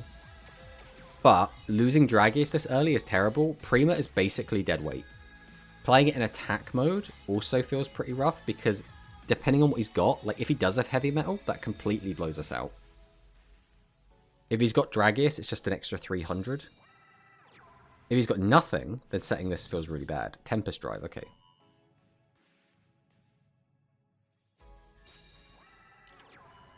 Sets that, gets the search. Oh, if he searches Torna and flips this up, that would be so funny. Bender Break, okay. Why are you searching Bender Break now, of all times? You gonna summon out Bender Break and just have it sit there as like a 19?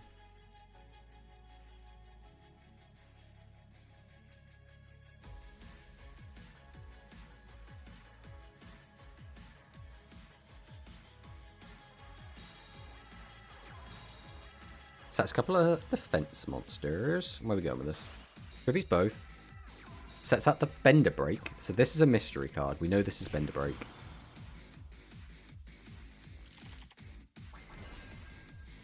What if I got rid of your mystery card?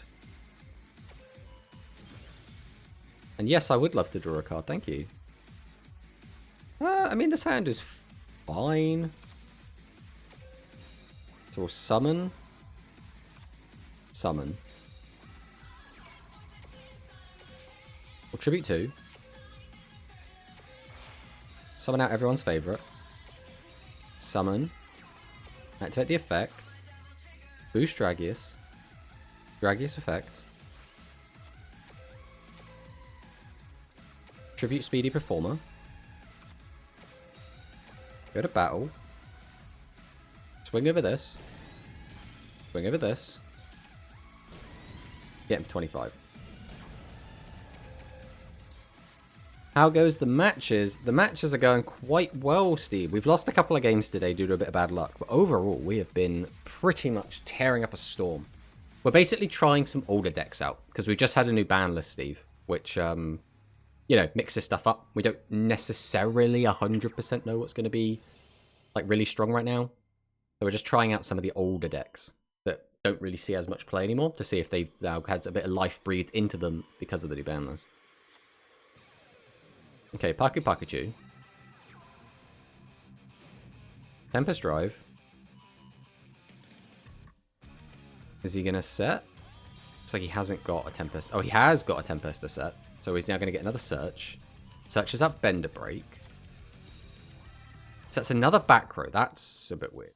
Because now you can't use Bender Break effect. So we're just going to set it. So now he's just going to stall. Okay, that's his play is just stall. Now we need a Speedy Performer to out. Well, there's a Speedy Performer. Which means we do potentially out.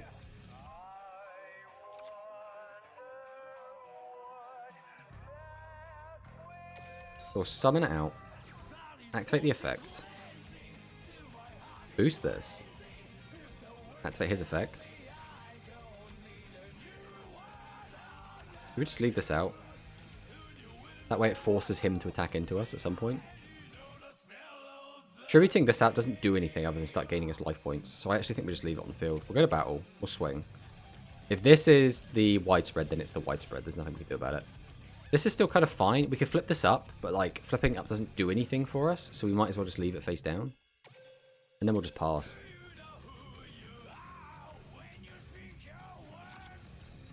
So he has to answer Speedy Performer. Can't not.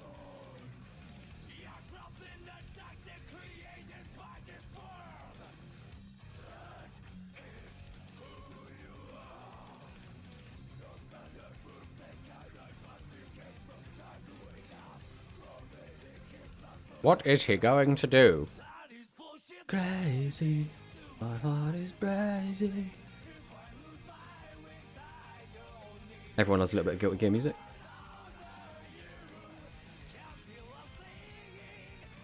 doing a big think. So if he sets another back row, he could weaken one of my monsters' attack by 3,000. By sending all of his back row to the grave. He has to answer Speedy Performer, because otherwise I just have another shot to clear his stool monster.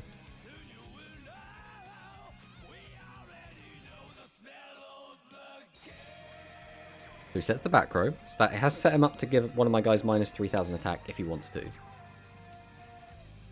So he's not answering Performer. Curious. So we will activate Speedy Performer.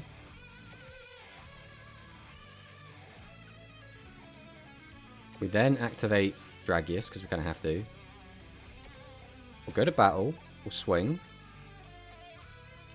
So he has found the widespread. Okay, so he's literally just going to try and stall us out completely then. We should have changed this to defense. But other than that, this is fine. Oh, so our opponent's entire strategy is just a stall.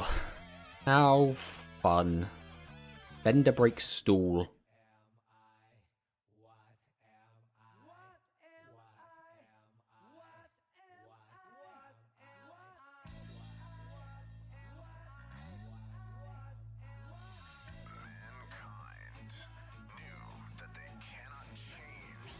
Stall is always the worst. Yeah, the worst part is that he's the only kind of win con he has is just to deck me out. He's not even going to try and do anything interesting. He's just going to sit there and try and deck me out. It's just so ugh. He just stuck a load of high defense monsters in his deck. He's just going to like play super slow. Hey Tomato, new box leaks are out. Yeah, we talked about that a little bit earlier, Max. Stuff looking pretty cool. There's another Tempest. Oh, he actually might try and do something. Although, with that third set, that makes this a little bit awkward. He might go on the offensive here. We'll have to wait and see. Yeah, some of the new speed stuff from the leaks looks really cool, Max. We got what? The main thing that I was talking about that I was excited for was Machina Citadel. Man comes in here, wastes my time, does nothing, and then gives up. Ah! Ah! What was that? He just like held me hostage for 10 minutes and then left. I don't even. Yeah, Boxy's pretty cool. I really only want all the SRs and one UR. What's the UR you want? I'm going to assume probably Construct. The SRs are all pretty cool. I mean, I say that I don't really want a lot of these. I don't know. I'm not super well versed in my Akashi, so I don't know if that deck's like really cool or not. Taking forever with the turns as well is kind of stinky. I mean, the problem is, Steve, whenever we're playing this, is if your opponent's on mobile, it can run slow. If your opponent's got the voice lines on, their turns just take longer. And then if they're playing a more complex deck, also they can just need thinking time. So, like, it kind of sucks, but you just kind of have to get used to it. Machina Citadel, Cosmotown, Constellar, Caduceus is something that I looked up. I read today for the first time, right? Because I played Constellar when they very first came out. And obviously this card was not in their first wave of support, but still really, really cool. What do I do with this? Do I just put monsters in attack? But I'm against Roa. I can't put monsters in attack.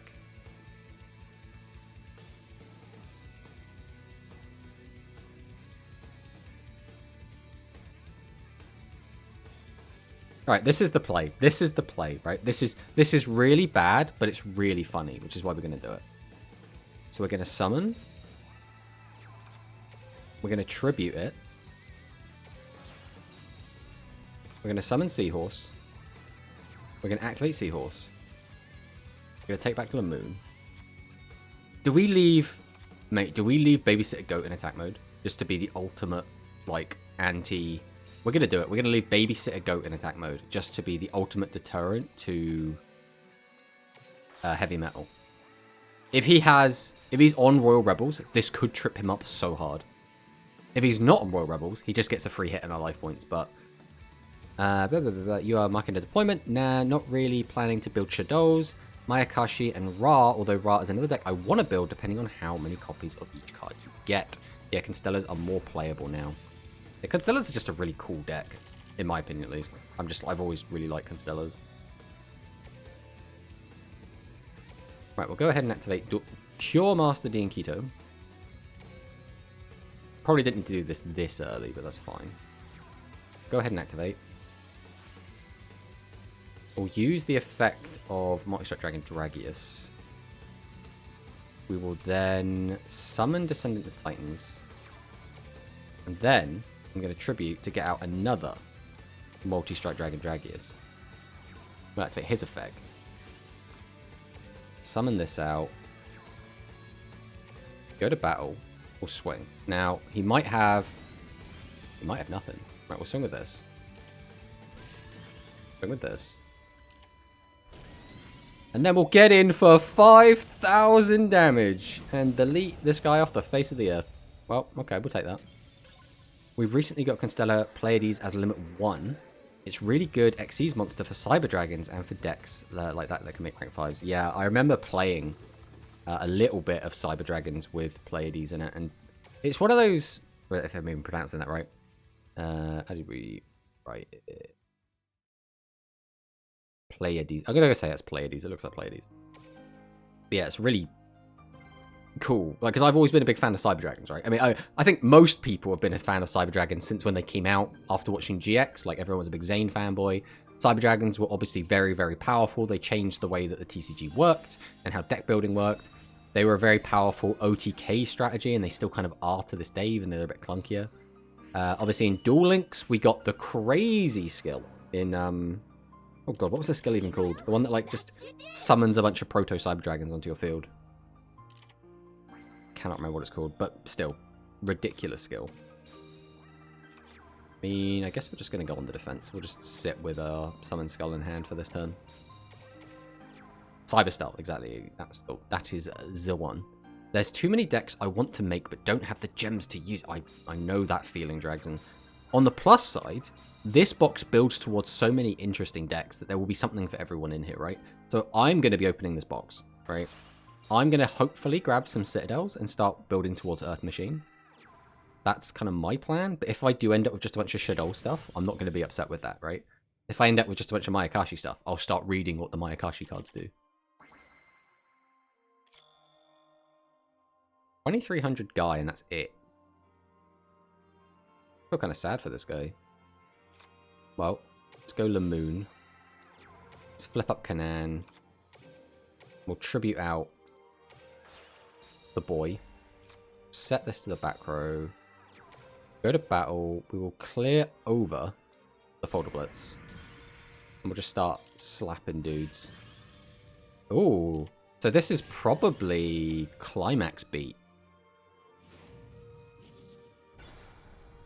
Yeah, but they're still limited Cyber Star. Right now, Mayakashi is super expensive. Yeah, that's not surprising.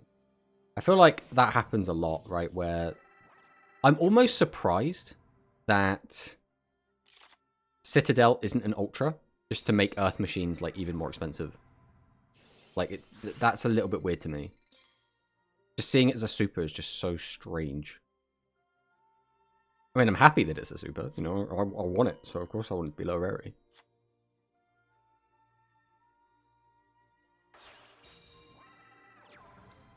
Very Basist. We can use Very Basist effect to bring back a dude, but we need another Psychic on the field. So 2 of the cards in hand. Did we use the Hangry skill? We used the part of it where... I think we did, right? So we added... Yeah, so we've already got the Esperard. Which means this card in hand is Prima Gitana. I mean, yeah, I'll let you kill that, that's fine. Mate, do I make them trade? That's really funny. Behold, the barrier. Put this back in. Haha! That probably wasn't the correct play, because if this is anything, then this doesn't work, but I really wanted to do that.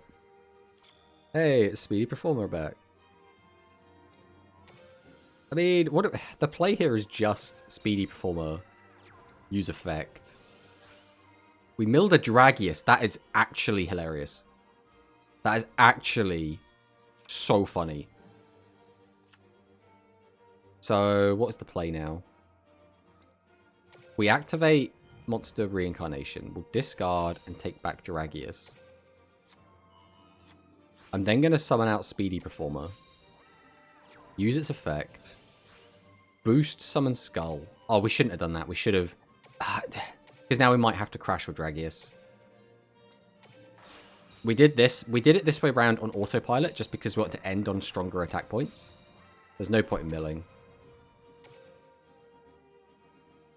So if this is widespread, we now have to crash with Dragius. We're going to put him on a hundo. That's very funny. But you need 1 times anyways. Same with Cosmotown, and Cosmo got an insane buff. What was the Cosmo buff? Was it a skill? Or was it just, you know, Cosmotown? So I assume... Like, I'm not sure how much Cosmo stuff we've currently got in Duel Links. I assume we've got, like, Tin Can. We've got Dark Destroyer. Wind Witch. Farm Girl. But you can't use this effect right now. We're just going to swing, are we? But what if I say no? No attacking me.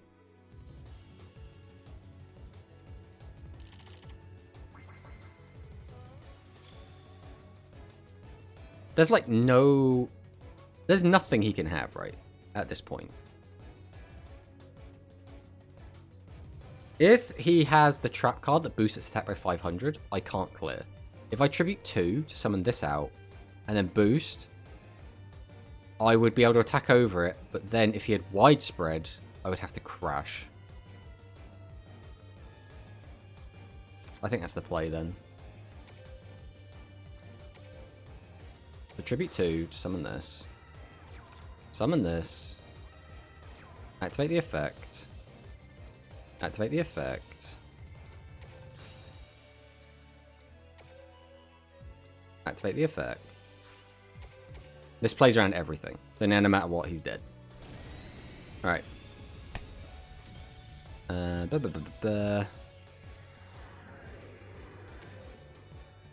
Yeah, this deck seems to be going alright, but then again, we haven't exactly been playing like banger match after banger match. We have played against a lot of the aggro decks today, but not like a ton. But my question to you then, Max, is what do you think of the Sue ships? You excited for the Sue ships? Who doesn't love the Sue ships?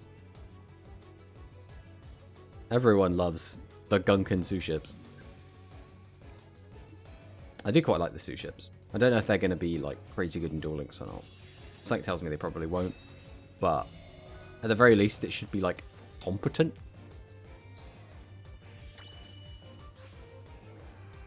NKKZ.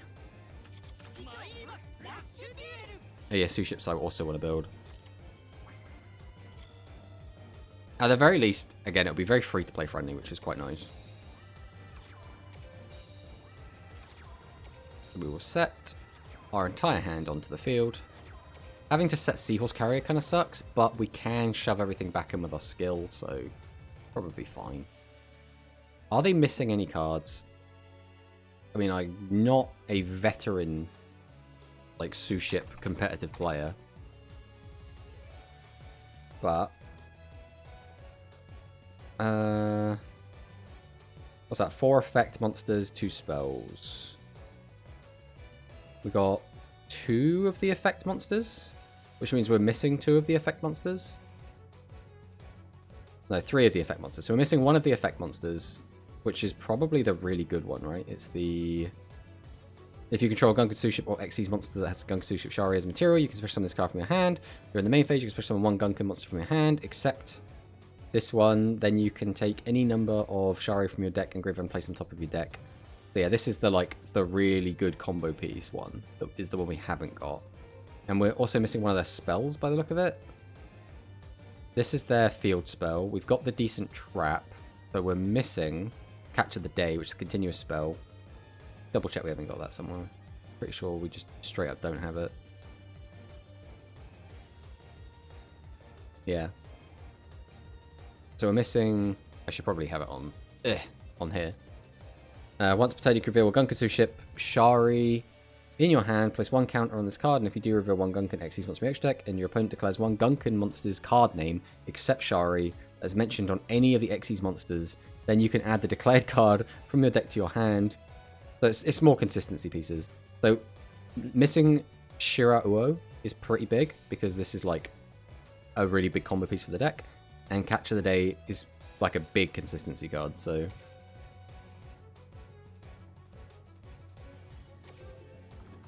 I know Suships very well in Master Duel. Rest will likely be in the mini box. I mean, that's how they keep you going, right? It's one of those weird ones, right, where they want you to buy as much product as possible, and opening as many different boxes as possible generally helps them out, because you're going to have to go deeper into multiple different boxes. There's a few bit short and everything. Whereas if they just entirely had an archetype inside of a box, I feel like you don't have to buy as much. It's why I think it's weird that this box has so many good, interesting things in it, because I would have thought you'd spread it out, right? Put in some dead archetypes no one cares about, and then, you know, pad the boxes effectively. That would be the co-money way.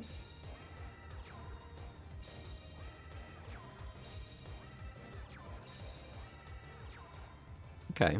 Set 4 pass. I mean, we don't not go Cyclone, right?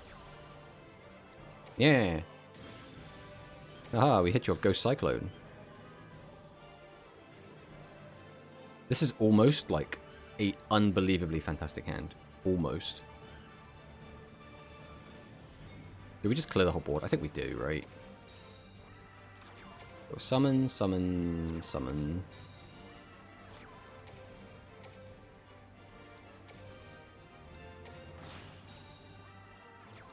Activate the effect.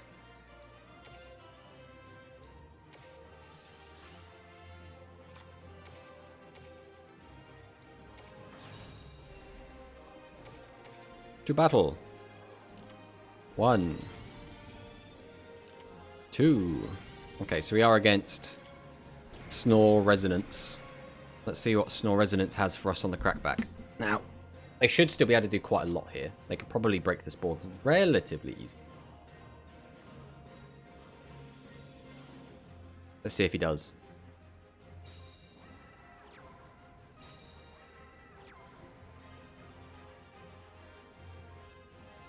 Two back row into a scoop. Okay.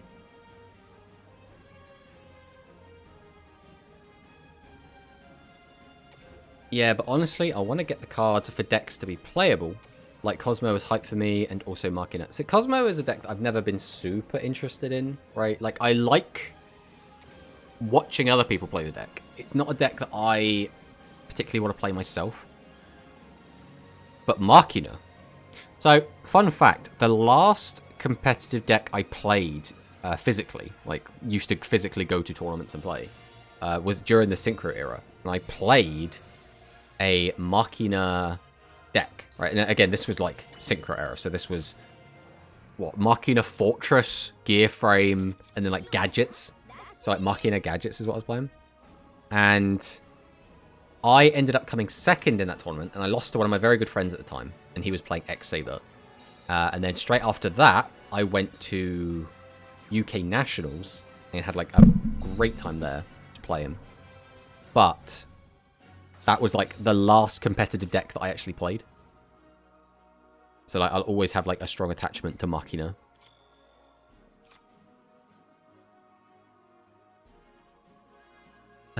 This feels really bad, but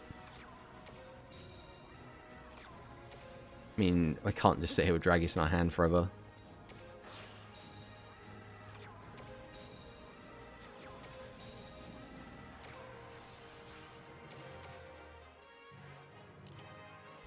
Get out of here, Dark Magician Girl.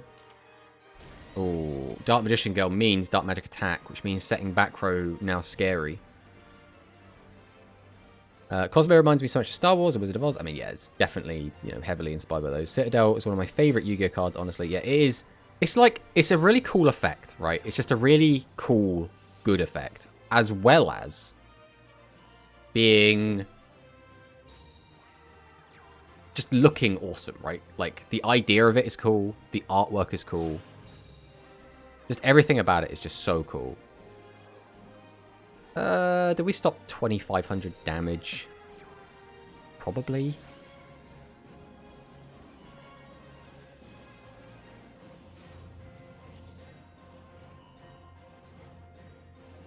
That's a little bit annoying. We can actually protect our guy from dying to this attack, but, like, to what end? Like, what do we gain out of not letting it die to this attack? Like, nothing, right? I think we just lose it either way. Here, we are going to use the King's Majesty. Because, again, we just don't want to, like, take 5,000 damage right now. There's no reason to stop that. So we'll take the 25. I say stop that, like, we'd actually stop it. Cannot wait for the missing Machina cards too. I mean, yeah, it's going to be hype when they come out. If his back row is something useful, then I am going to get completely wrecked here. Keeping this around does nothing. There's no reason to weaken his cards, because I'm going to give everything a boost with this anyway. So we might as well just tribute these for Prima. Summon, summon. Activate the effect. Go to battle. Now this has to hit. This really has to hit. If he's drawn the widespread. Okay, we should be fine now.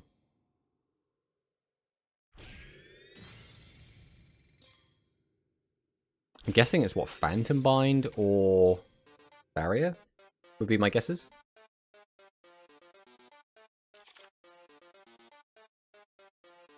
I'm trying to think what the other missing Machina cards are. Because that's the other thing, right? Earth Machine has always been in this weird bubble where all Earth Machine cards support all other Earth Machine cards. It's like a lot of people are going to look at Machina and be like, hey, you know, I could play that in my Infinitrax. I could play that in my trains.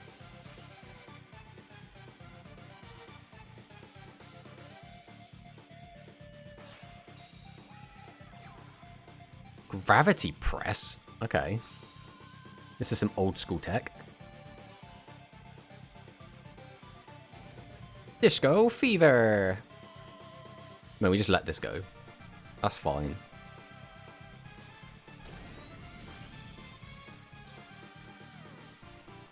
Come at me, bro. The Barrier! I mean, I guess we just put Dragius back in, right? Back into the deck.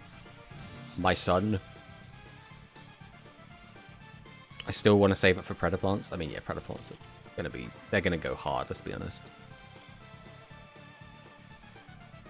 There's no reason to go out of my way to do anything crazy here. Do we have... Okay, so we will just do this to start with. Tribute both, summon out the Dragius. We'll then summon. Activate Seahorse Carrier. We'll grab back Canaan. Summon out Titan. Tribute both. Summon out Diankito.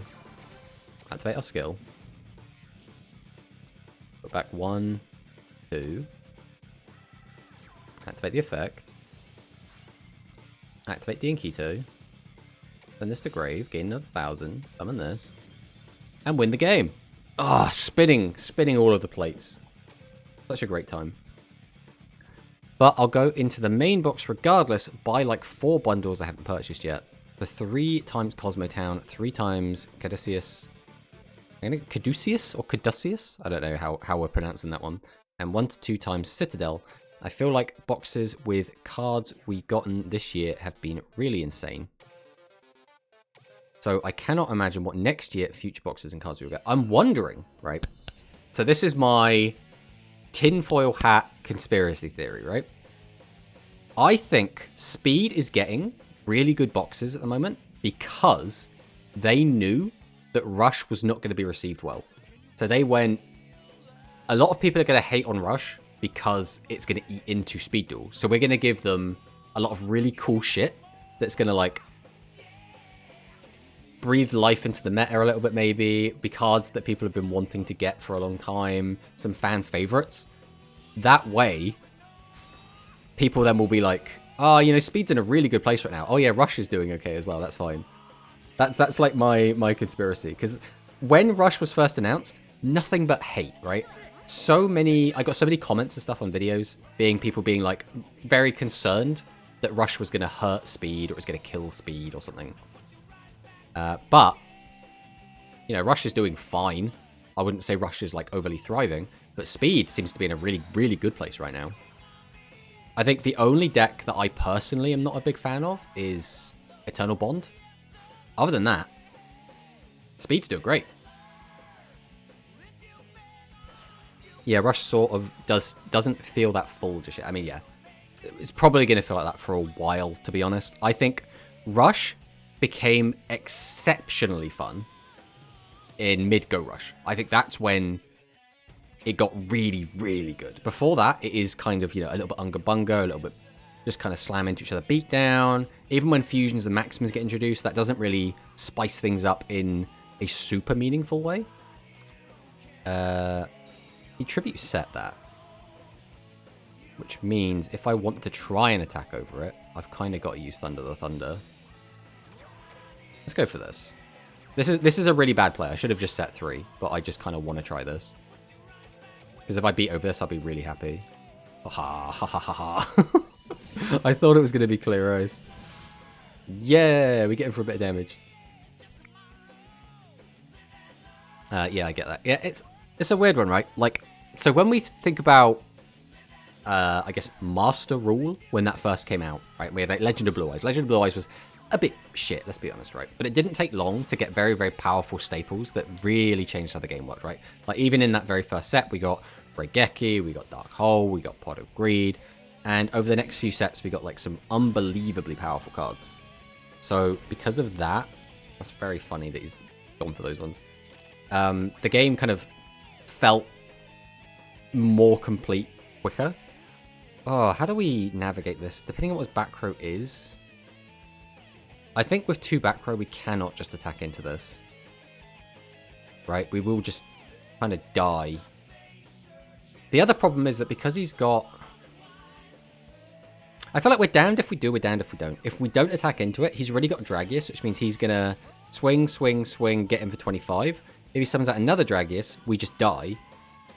So, like, doing nothing feels bad, but going in on it, if he's got, like, anything, it also just does not work. So we're going to half-ass both plays. We're going to weaken this.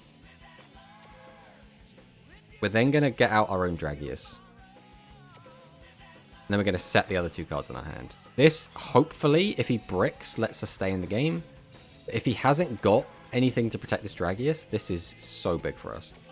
We can also now use Cure Master D and Keto, which is really, really big here. Put these back, gain 1,000 life, which might be really important. So now, almost certainly this doesn't... I am shocked that got in. We could have just won the game. What back row have you got in Ancient Arise? Those should be, like, widespreads and the barriers. If he had a barrier or widespread, we get completely blown out there. But he had neither.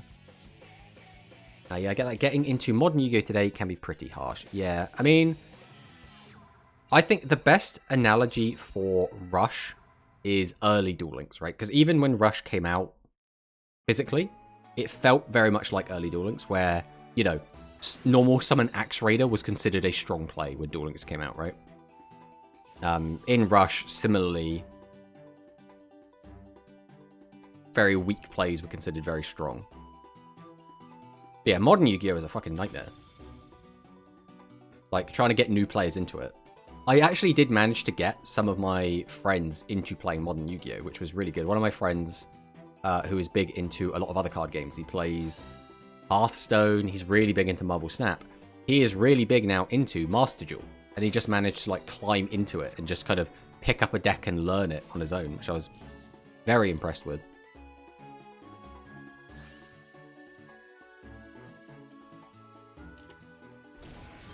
I still have no idea what this back row is. Is this just like another Hammer Crush and we just haven't set back row all game?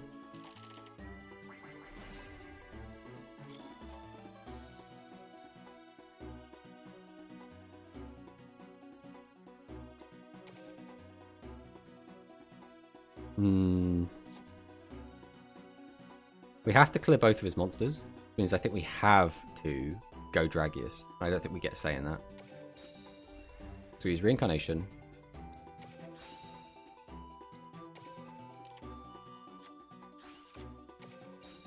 Now, he didn't use that back row before, so it should still be nothing. So get out the Dragius. Activate the effect. Go to battle. Swing over this. Swing over this. We needed to clear both because either of them outs our board. We unfortunately could not summon another monster.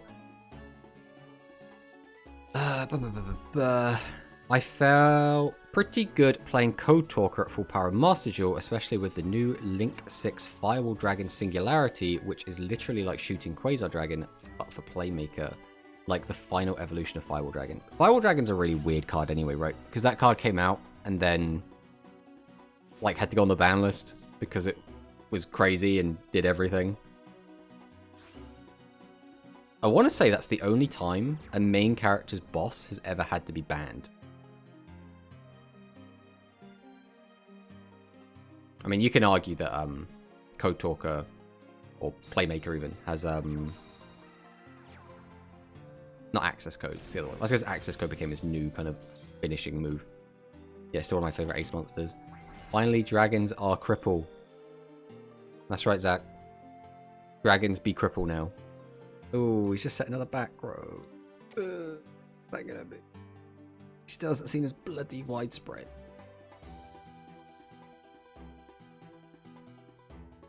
I can't kill, which is my major concern here. Or summon.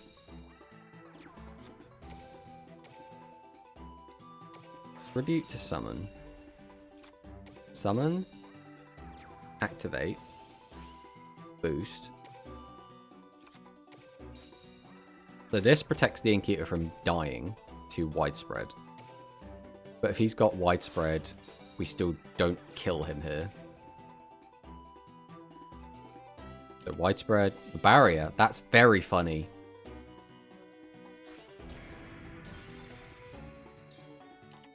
He's still hanging on.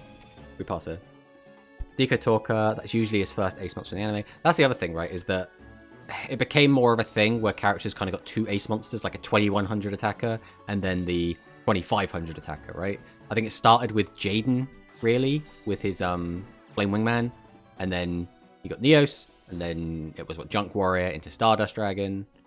That's kind of became like a thing. Happy Christmas and Merry New Year. Happy Christmas, Zach. Hope you had a good day yesterday. You know what? I hope everyone's also having a good day today. Good old Boxing Day. Right, my board's been broken.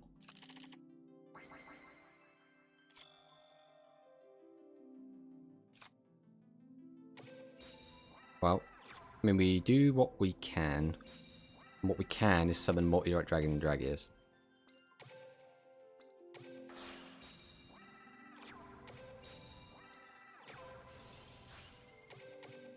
Go! Kill! Damn it! We're gonna lose this game, aren't we? We're actually gonna lose. We had lethal as well, but we thought his back row was stuff, and his back row was not stuff.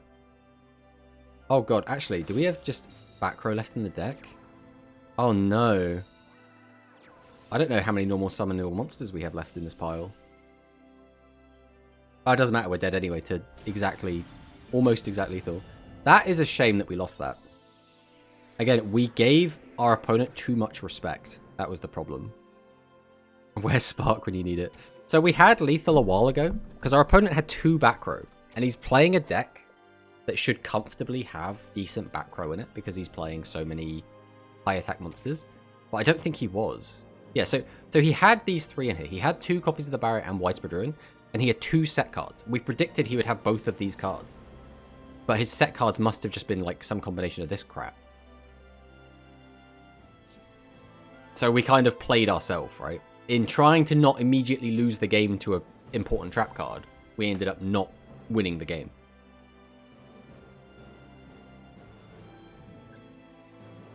It's a little bit of a shame, but again, what are you going to do? Oh, it's a Luke. What's this Luke going to be on? Burst, which is what we want with this deck. These are cards. This looks like a triple set turn to me. Emptying your whole hand just feels so nice in Rushman. Get your whole hand empty. 2 back row. Yeah, I think the only new deck I'll play is Constellas. I mean, Constellas is like an old deck, right? Just it's going to be better. I thought you were still going to play Machina. You're not playing Machina? Or Earth Machine? Sue Ships? You got to play Sue Ships. Can't not play Sue Ships. Oh man, it's everyone's favorite. I mean, yeah, you can have that monster. I don't need her. It's Snore Resonance. How much damage can I get in here? There is potential here. I can only actually get 3 attacks in. That's a bit of a shame. I think we always go for those 3 attacks though, right?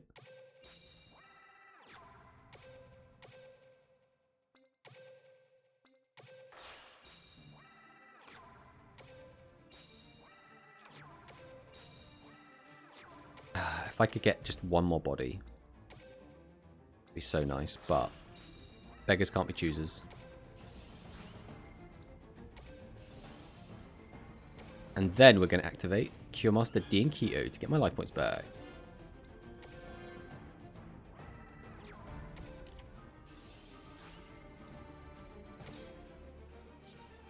Go to battle phase. Swing into this. Swing into this. And swing into this. Taking off half his life, it feels really nice. Clearing his whole board as well. I'm gonna wait what the deck list with Citadel will be like. I mean, yeah, that's probably a smart thing. Look at this dweeb still playing Dragon. Lol. I mean, yeah. I think dragons are fine. Draconic Resonance is the Snorefest deck. Shouldn't you hold the skill until Seahorse and Graveyard? So, yes and no. So the reason we shotgun the skill early is because we have to be on lower life points than our opponent to use it. So we were about to deal 3,000 damage to this guy, so we were just like, well, let's just deal with it, right? Because chances are we're not going to be lower on life points again.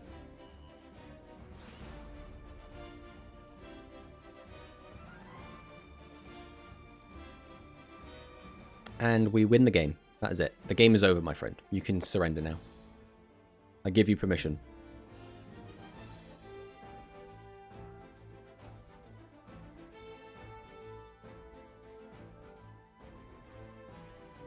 He's thinking about it.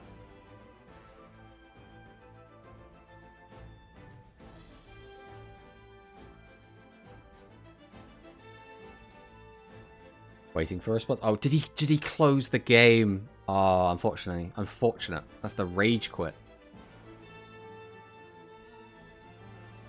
I mean, it happens. It does happen.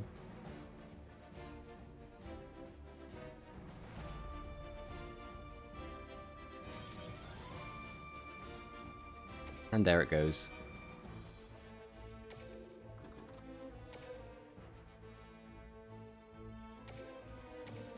Oh, it's a 100th win next game. That's exciting. Oh no, 98. We got 2 more wins. 2 more wins to get to 100. Hold on, he could have Kiteroid. I mean, oh.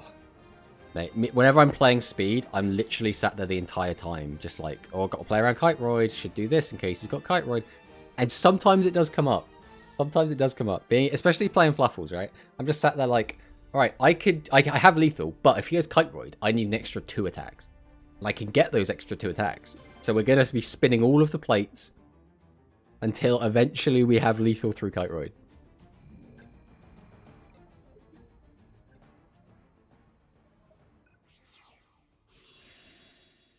It's Gavin. See what Gavin's got for us. Now, Gavin is the natural enemy of Mimi. So, this could get a bit sketch.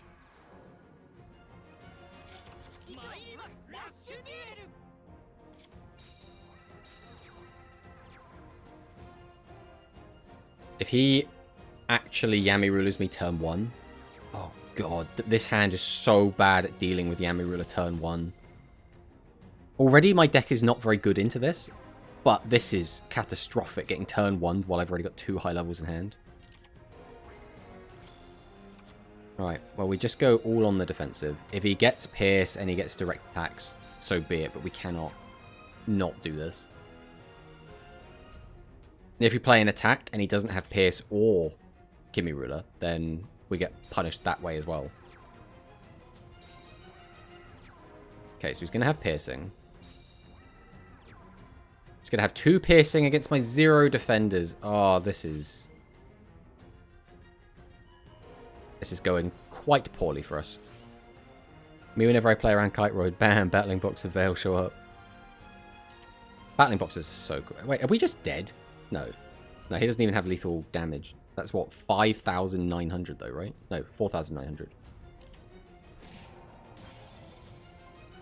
This is what I don't get. I don't understand why the warrior players are playing Pierce, right? It's literally just...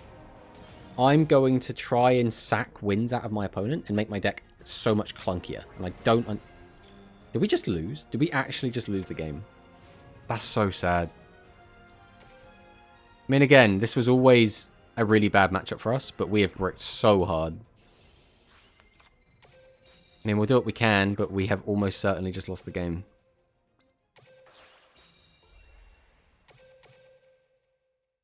Watch him have widespread as well, right? He's just going to have widespread on top of everything else. Okay.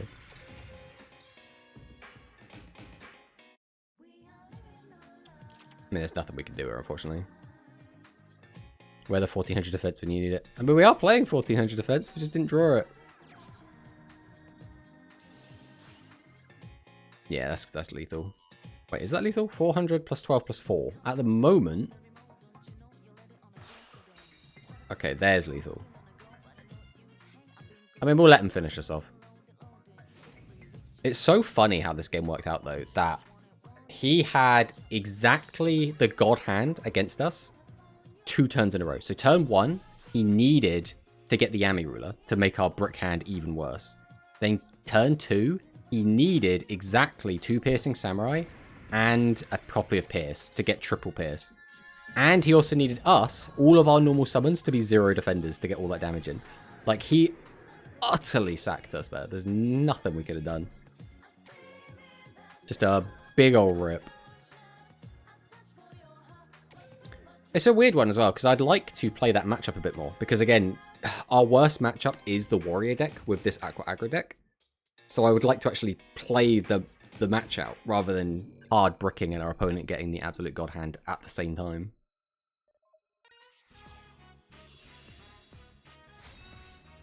Alright, Roa Cassidy.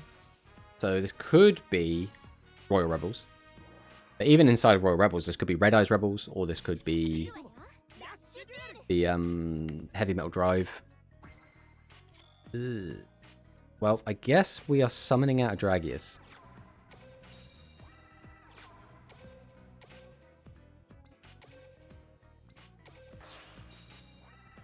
We're going to set this, as much as this hurts. Because, again, if he does just slap down a Heavy Metal, we might just lose the game immediately. But most people don't have Heavy Metal in the open plus a way to trigger its effect. So we'd have to get sacked a little bit.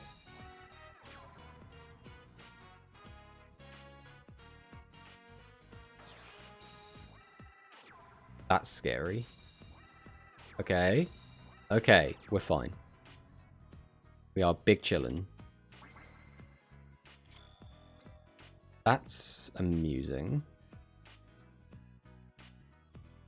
Summon, take that back. Tribute both for that. I have to leave that in hand. If I want to summon an extra monster, I've got to. So we'll do this. We'll summon out the Seahorse. Activate Seahorse. Grab back Kanan. We'll then tribute 2. summon out Dragius. We'll then summon out the Canaan. We'll set. Activate the skill. Activate the skill. Go to battle, we'll swing. Now, we'll probably lose one of these to a widespread, because why wouldn't he have widespread in his very opening hand? There it is. Now the question becomes, is he on 1400 defenders? I'm going to pretend he's not. He's not. We'll get him for 25. Just think, if he didn't have a widespread there, we just won the game, which is absolutely insane. But in his very first hand, he found the widespread. Nothing we did. Heavy metal draw! My man! Okay. So he can now pop the Canaan. Oh, and the Cyclone! Oh, that is so big for him. That is so big. So now he can, assuming he can get the effect off, pop this, go up to 39, and run over this. So he can get the effect off as well. So he's drawn exactly what he needed to. Oh, this is hype for him. The issue is, for us, is we are not going to have a good out to this.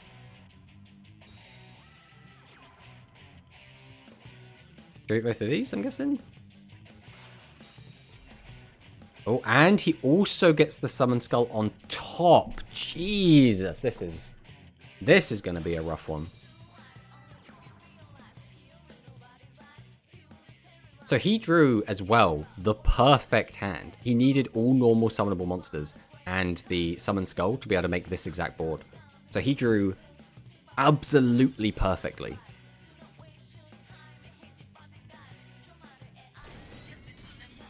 The only thing that wasn't left up to chance was obviously the heavy metal. We forced that into his hand. Alright, we need some luck of our own. That's not very lucky.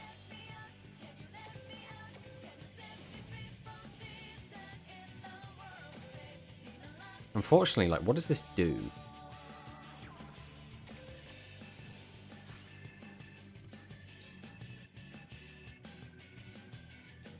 I can set these, but then, like, what does that do for me? It leaves 2 high levels in my hand, which is so bad.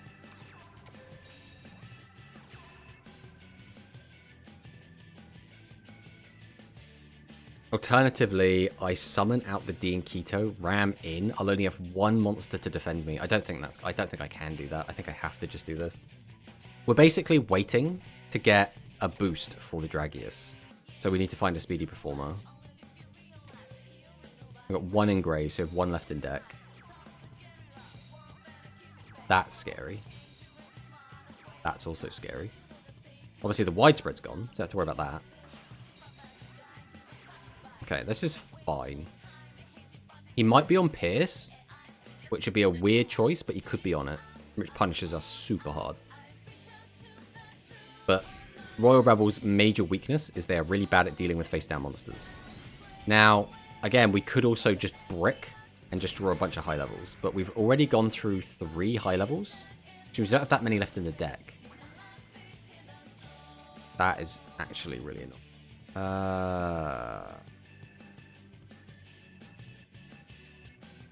That is a... just if this was a monster, this would be fine.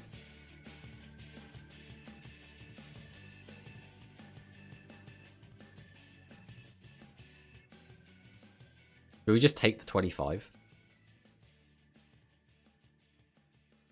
I think we do.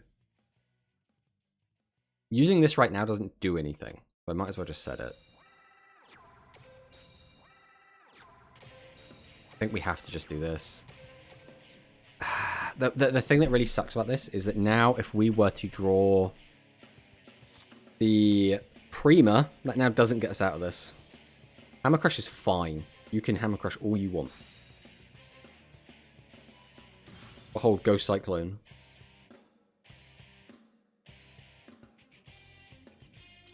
Okay, so we are going to take the whole 25. Which was, we were always going to take the 25 here. So again, we need... I think we're probably just dead here, to be honest. We need too much now.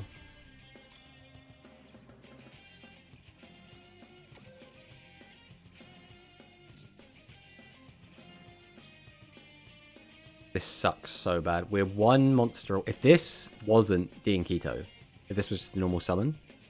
We kind of have this. No, we wouldn't even have it if that was. We'd still be lacking a card. I mean, we'll do what we can. There's always Seahorse. Seahorse always gets Lamoon.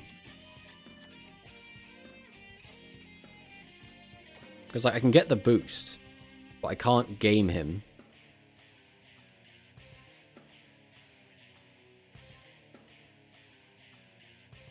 I can clear his whole board if his back row is nothing. What I need is I need Speedy Performer, and then I need to be able to tribute it away after it's boosted Dragius. And there's no way to do that.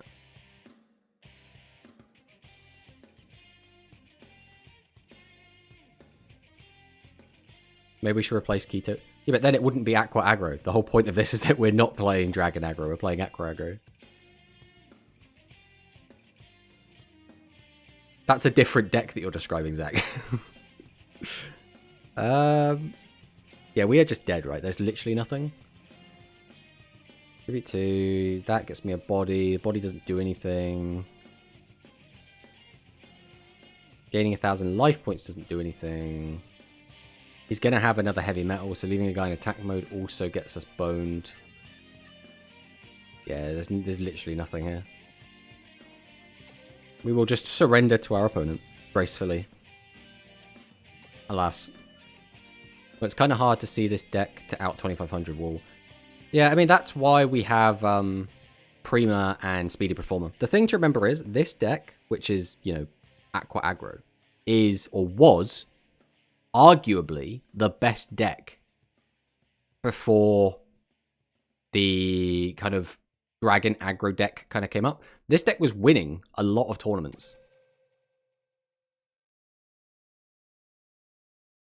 And the Widespread literally carried the duel. I mean, yeah, Widespread is so powerful, right? It is unbelievably strong.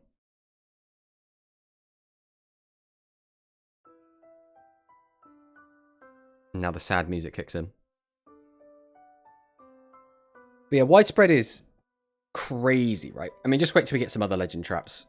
Like, I mean, when we get Mirror Force, Widespread's going to look like a joke, right? I think the next trap we'll probably get will be... I don't know. I think it's probably too early for Sakuretsu Armor. Because it just literally power creeps Widespread, right? What goes beyond that? Maybe Negate Attack could come quite early. Although stopping an entire turn of attacks is also really big. Do I just set these 3 pass? It's probably the play. I would like to keep Speedy Performer, but there's no way we're getting rid of Seahorse this early. We'll just set 3 pass. And we're going to get Sword and Shield next. Yeah, for spell cards, there's quite a lot of choices. Traps is where legend cards kind of fall apart. Let's see if I can bring this up. Add a...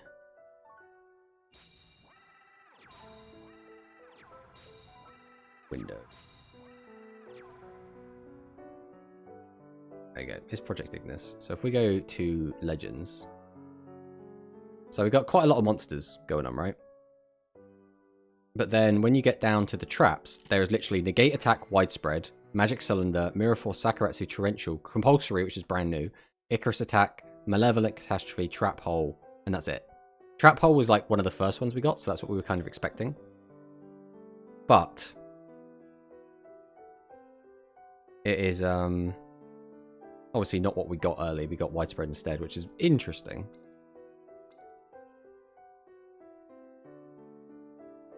I'm a little bit taken aback at the fact that he's just set 1.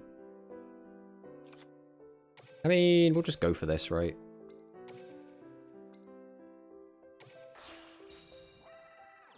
Flip this. We'll summon this. Activate this. Discard the goat. Go to battle. We'll see if 14 beats. It's a little bit greedy to attack the 14. Really, I should just attack with the 25. Recital. Okay, let's attack with the 12. Let's see if this beats. This is also greedy. Oh, maximum greed. Maximum greed. Let me pass on that. R trap hole. What do you mean R? Like rare?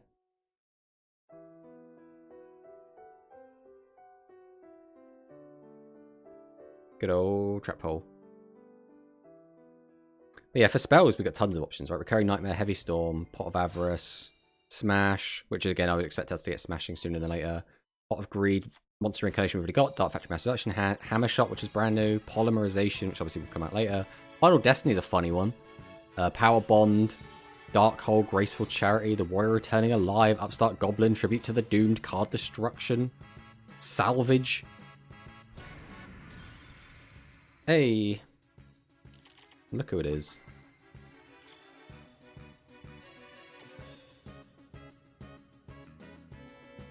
How do we play around stuff? There isn't really any way to play around stuff here, is there? We just kind of have to go and hope. Question becomes, do we want to leave stuff in attack mode or not?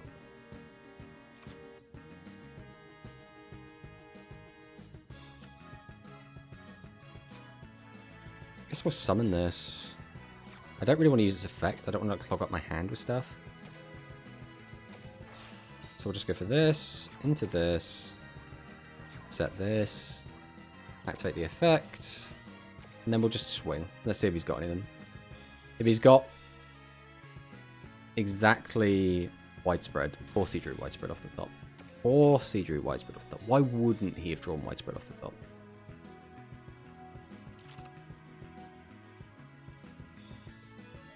Get rid of that.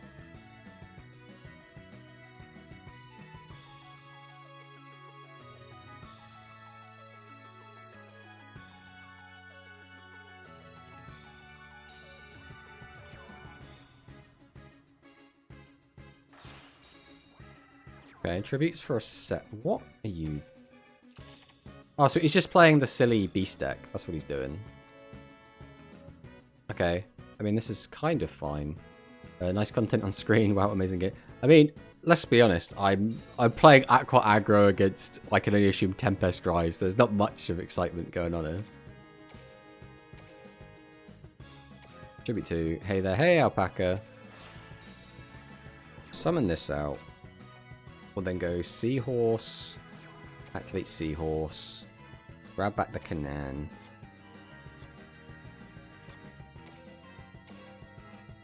Then Tribute 1, Tribute 2, summon the Canaan, activate Prima,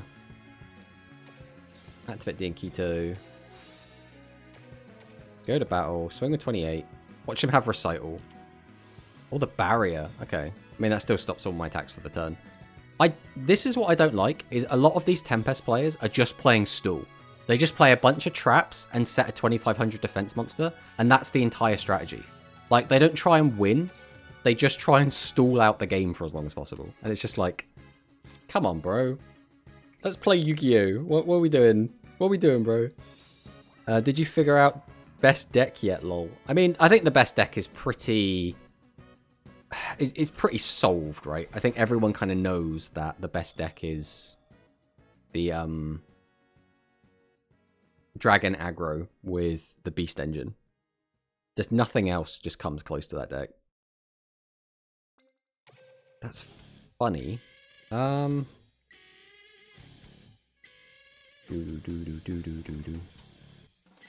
have no...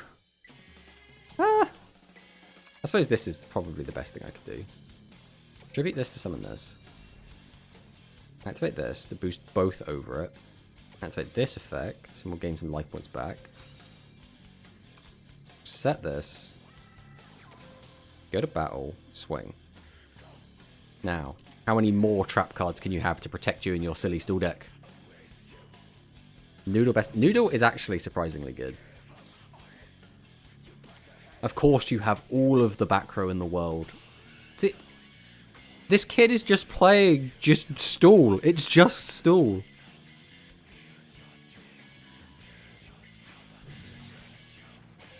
Let me just pass. On the plus side, he has to be running out of Stool tools. Right? He can't have much more. He could have like a couple more. Yeah, there we go. And he's just out. Because his deck is shit. See, I don't mind people playing Tempest Drive. What I don't like is people playing Tempest Drive with a bunch of trap cards to protect their war monster. Like, it's like, Warriors do something similar, right? Warriors play a ton of trap cards, and they play 2,500 butts. But Warriors try and win the game most of the time, right? They try and play. They attack you. They try to get your life points down.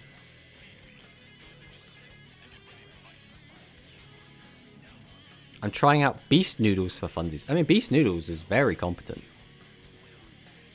In a similar way, I guess, to Aqua Noodles. I think the thing with Noodles, and the thing that trips people up, is people keep trying to use the Noodle skill, and the Noodle skill is ass. So the trick is to put all the Noodle cards in with generic beatdown cards, and then use a generic skill. Because Noodle Art Boost is just garbage. Like, the most success people were seeing was probably just Dragius plus Spice the Elite Noodle Ninja, and then, like, generic aggro. Because Spice is just a decent enough, like, boost tool. Boosting Dragius is always a good thing. It's Papaya 17. Yuga Odo. Yeah, the skill is a massive flop. The other thing that worries me is, again, we have Menzaburo, or what's his name, Sabu Ramen, as a... what is this? Do I play this? This is so sketch. If I don't play this, I take a shit ton of direct damage. I think I have to set this. This is such a rough hand. But yeah, because Sabu Ramen is a character, I'm not sure how many more skills we're going to get for Pyro, which is a big sag, because Pyros are awesome, right? They should get some really cool skills, but will we? It's Torna. And this is just the biggest punish. Please, spare my life points. SAR is just going to be... So we're going to take 2,000 damage. Which sucks. But now, as long as we can draw 2 normal summon monsters, we're kind of fine.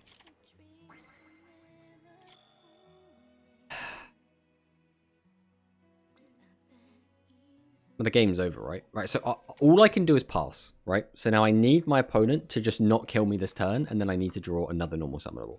That is it. That's all we have. Can't even play Serb or Lancer with skill. Yeah, it's so bad.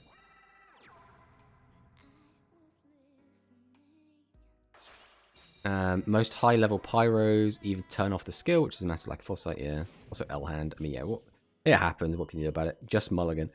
The thing is, like, Yu-Gi-Oh! Has just never had a mulligan, right? So, like, I think the closest we ever got was, like, the switcheroo skill. Not switcheroo. No, there was literally a mulligan skill, wasn't there? What was it called?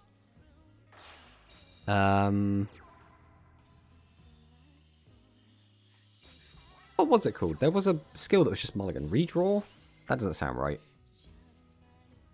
No, we're fine. We can take it.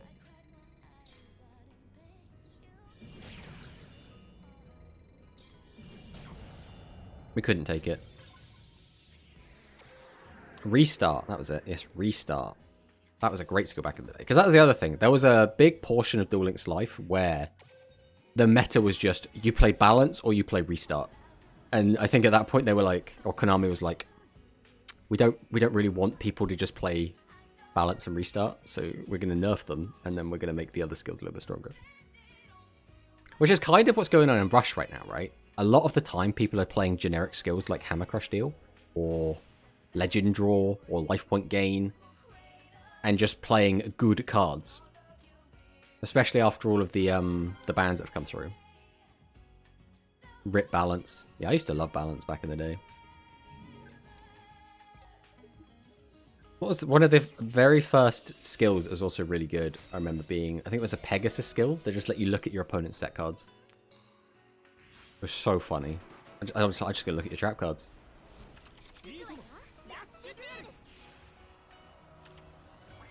La Moon. How will you defeat Set 3 Pass?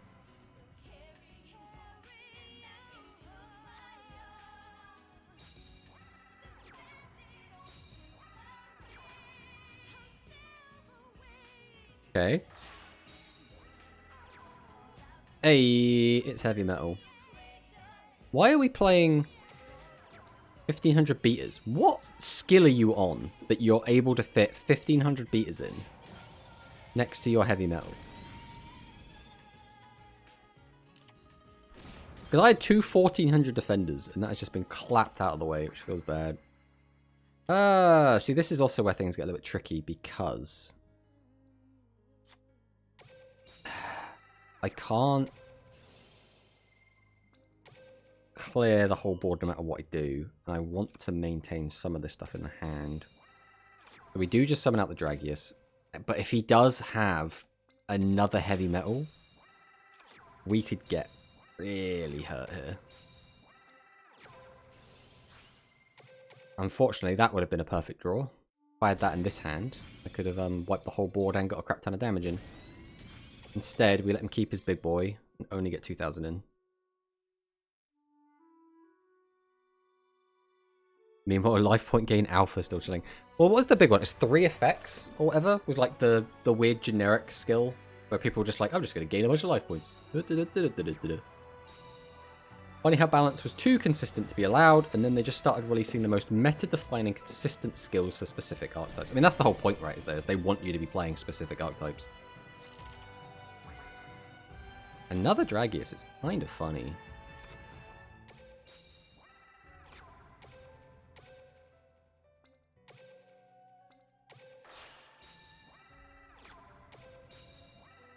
I think I'm going to set Thunder the Thunder. So I don't trust that these Dragius are going to get through. Swing into this. Swing into this. Swing into this. He's going to barrier.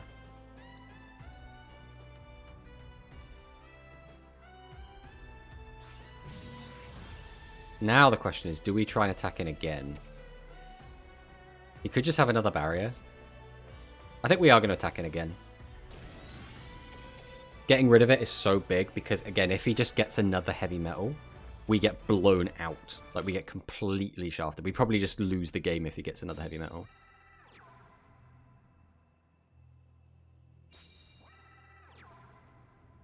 Summon, summon. Gotta love Komani. Where my new Ojama skill, Konami. I want to fuse an Ojama kit. Don't. We literally just played perfectly around goddamn heavy metal for our opponent to draw Dragius and summon Skull, which we perfectly played into. This guy is just playing a pile deck full of whatever he's got, and we're probably going to lose to it because just generic good cards are generically good.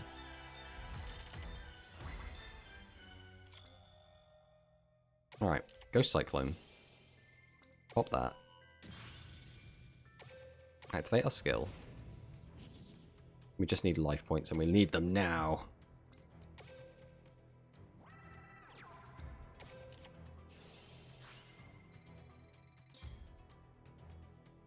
We have to get more bodies on the field.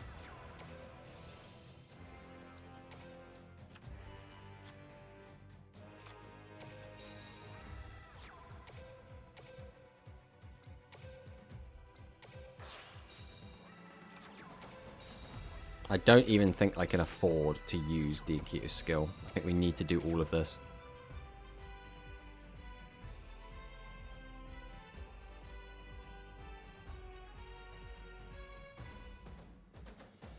It really does go to show how bad Boogie Master is compared to Ancient Arise. Because Ancient Arise is really good here.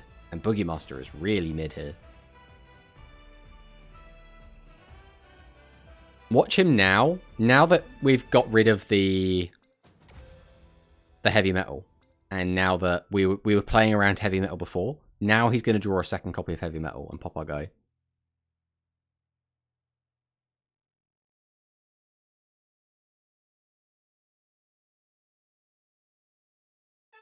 if his turn ever starts.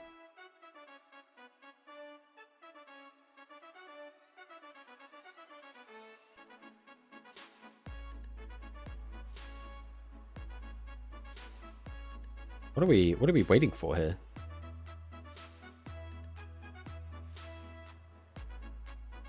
Has the Duel Links server just died, or is he just taking forever? Is his connection going to shit?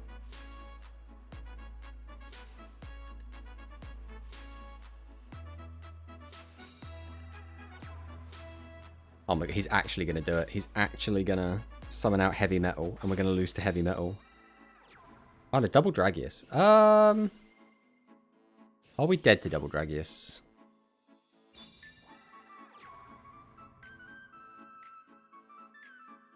We might as well stop this, because we have to stop one of the Dragius attacks either way. So we're not dead.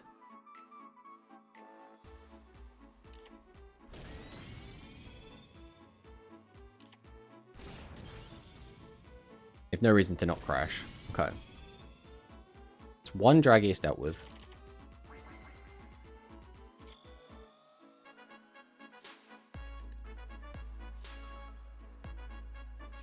Alright, summon. Summon. Activate. Discard. Weaken that. Tribute 1. Tribute 2.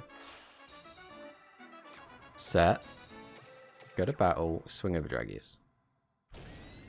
Pass. I just realized as well, this guy's on just a big chonky pile, isn't he? Well over 30 cards. So, he's already used Monster Reborn, and he's already used all of his 3 Limit 3 cards. Which means the only thing I have to be worried about now is Growl. Other than Growl, I don't think I care about anything in his deck.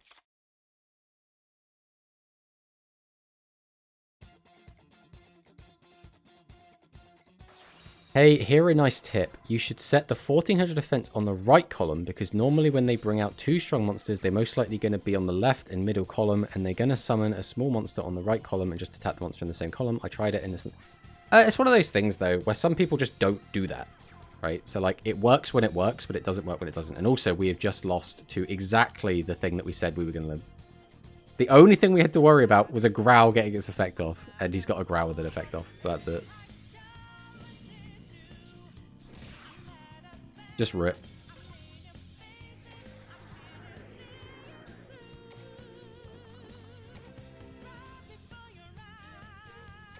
That one felt a bit stinky. I think we really should have won that. But we... I don't even know. Like, this deck is a pile of shit, right? This is just stuff he has, and he's just put it all into a pile. We basically lost to playing around the wrong stuff because he's on a pile of crap. We were like, oh, he's got Royal Rebels. We'll play around Royal Rebels. He only had one other copy of Royal Rebels, so it didn't matter. It's like, I can't predict what my opponent's going to have if they're not playing meta. Just like when you have to play around Mech Knight and Imperm Golem. I mean, yeah, it's one of those weird ones where some people, they will just attack completely randomly. They just attack crisscross.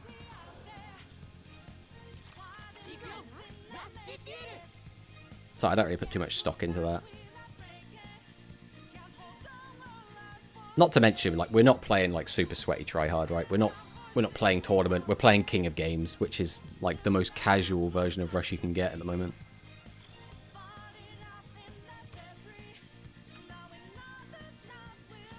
Again, this guy's on like a 36 card pile.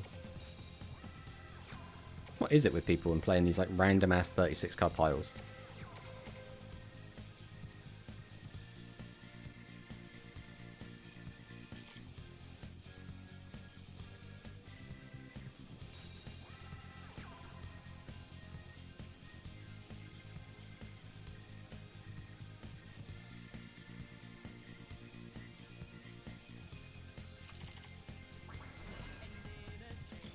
Now, do we go aggressive? I can do. Okay, let's put on a little bit of aggression. We don't want to like play too passively.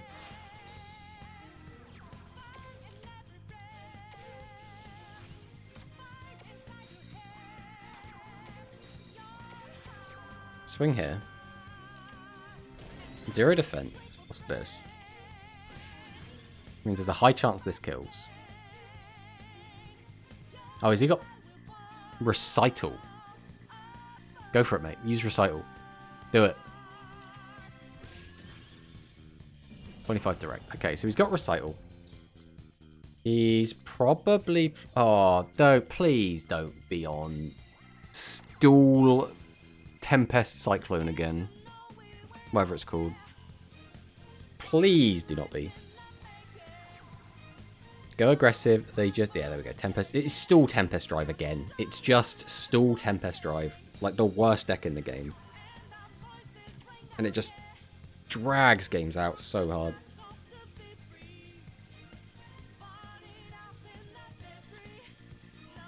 So the reason you wouldn't go aggressive, Zach, is because if our opponent was playing Volt Condor or 7's Axel Road, they want you to flip all your monsters in attack mode. As long as you keep your guys in defense, they don't really have anything to do. They just have to hope they draw a Torna to get to your life points, which would be the reason to not go aggressive.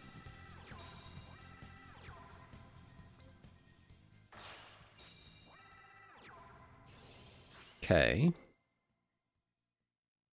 That is really big that that's in the graveyard. So we'll stop this bullshit. Bad. No attacking my Dragius. Right, we need another tribute monster. We did not find it, which is very unfortunate. We don't have one in grave. So we don't actually have much we can do here. Do we just change these to defense?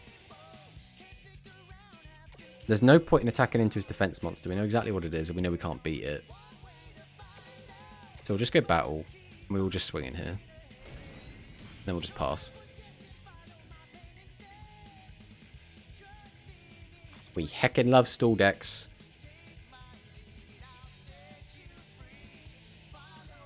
Any tribute monster would have been so big there. Being able to get these off the board to make room for Speedy Performer would have been so big. Reincarnation's fine. You can kill the Dragius if you want. At least it means you're actually being proactive and trying to actually play the game. I always respect that.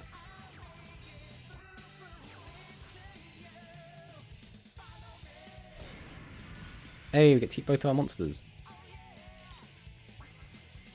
Prima is very funny here.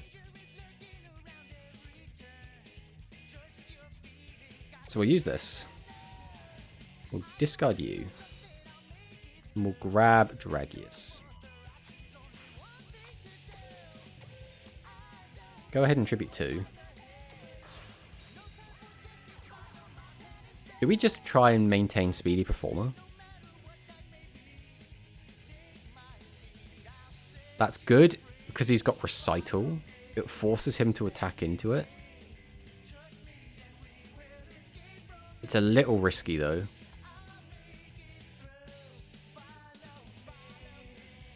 I think we'll go for it. So we'll summon this. Summon this. Tribute 2.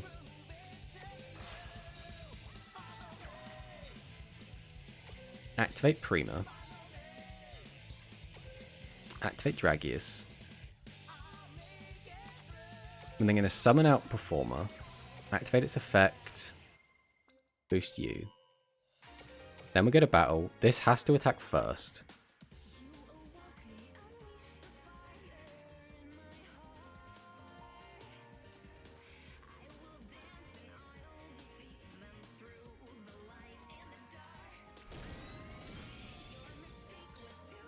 Then we'll swing in here. This will get a Recital. Now, does he have the second Recital? Does not. So we do get him for the extra 400. So that played around everything. If he had Widespread, he kills the Prima instead of the Dragius. If he had the Barrier, we were too big so we could attack over him.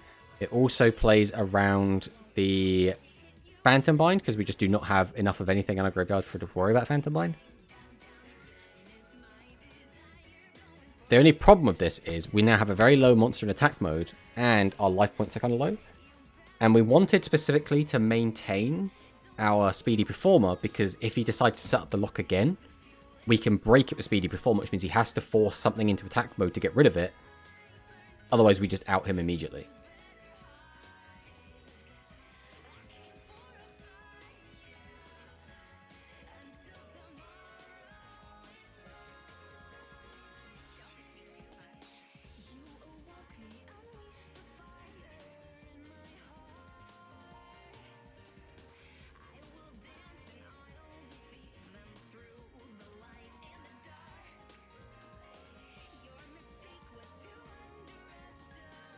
What's our opponent got for us?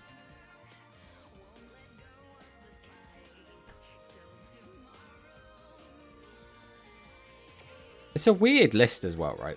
Because we've seen a couple of people today playing these Tempest Drive decks that just have all these traps. But they're playing, like, Widespread. They're playing Monster Incarnation. They're playing, like, 3 copies of Tempest Drive. And then they're also fitting in, like, just a ton of other trap cards. And I'm like, how are you not just bricking entirely, not able to play the game?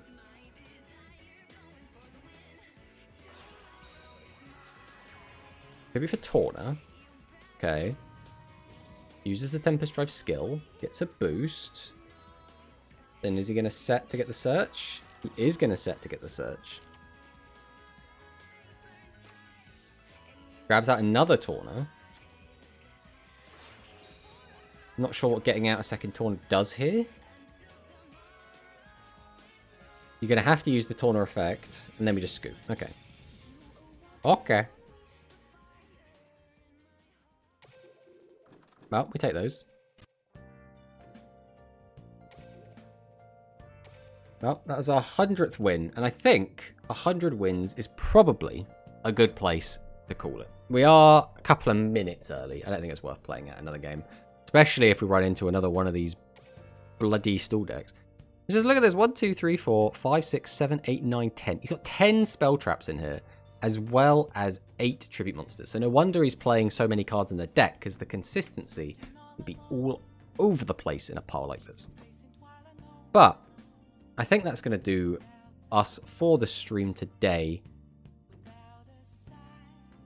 So, yeah, thanks for watching.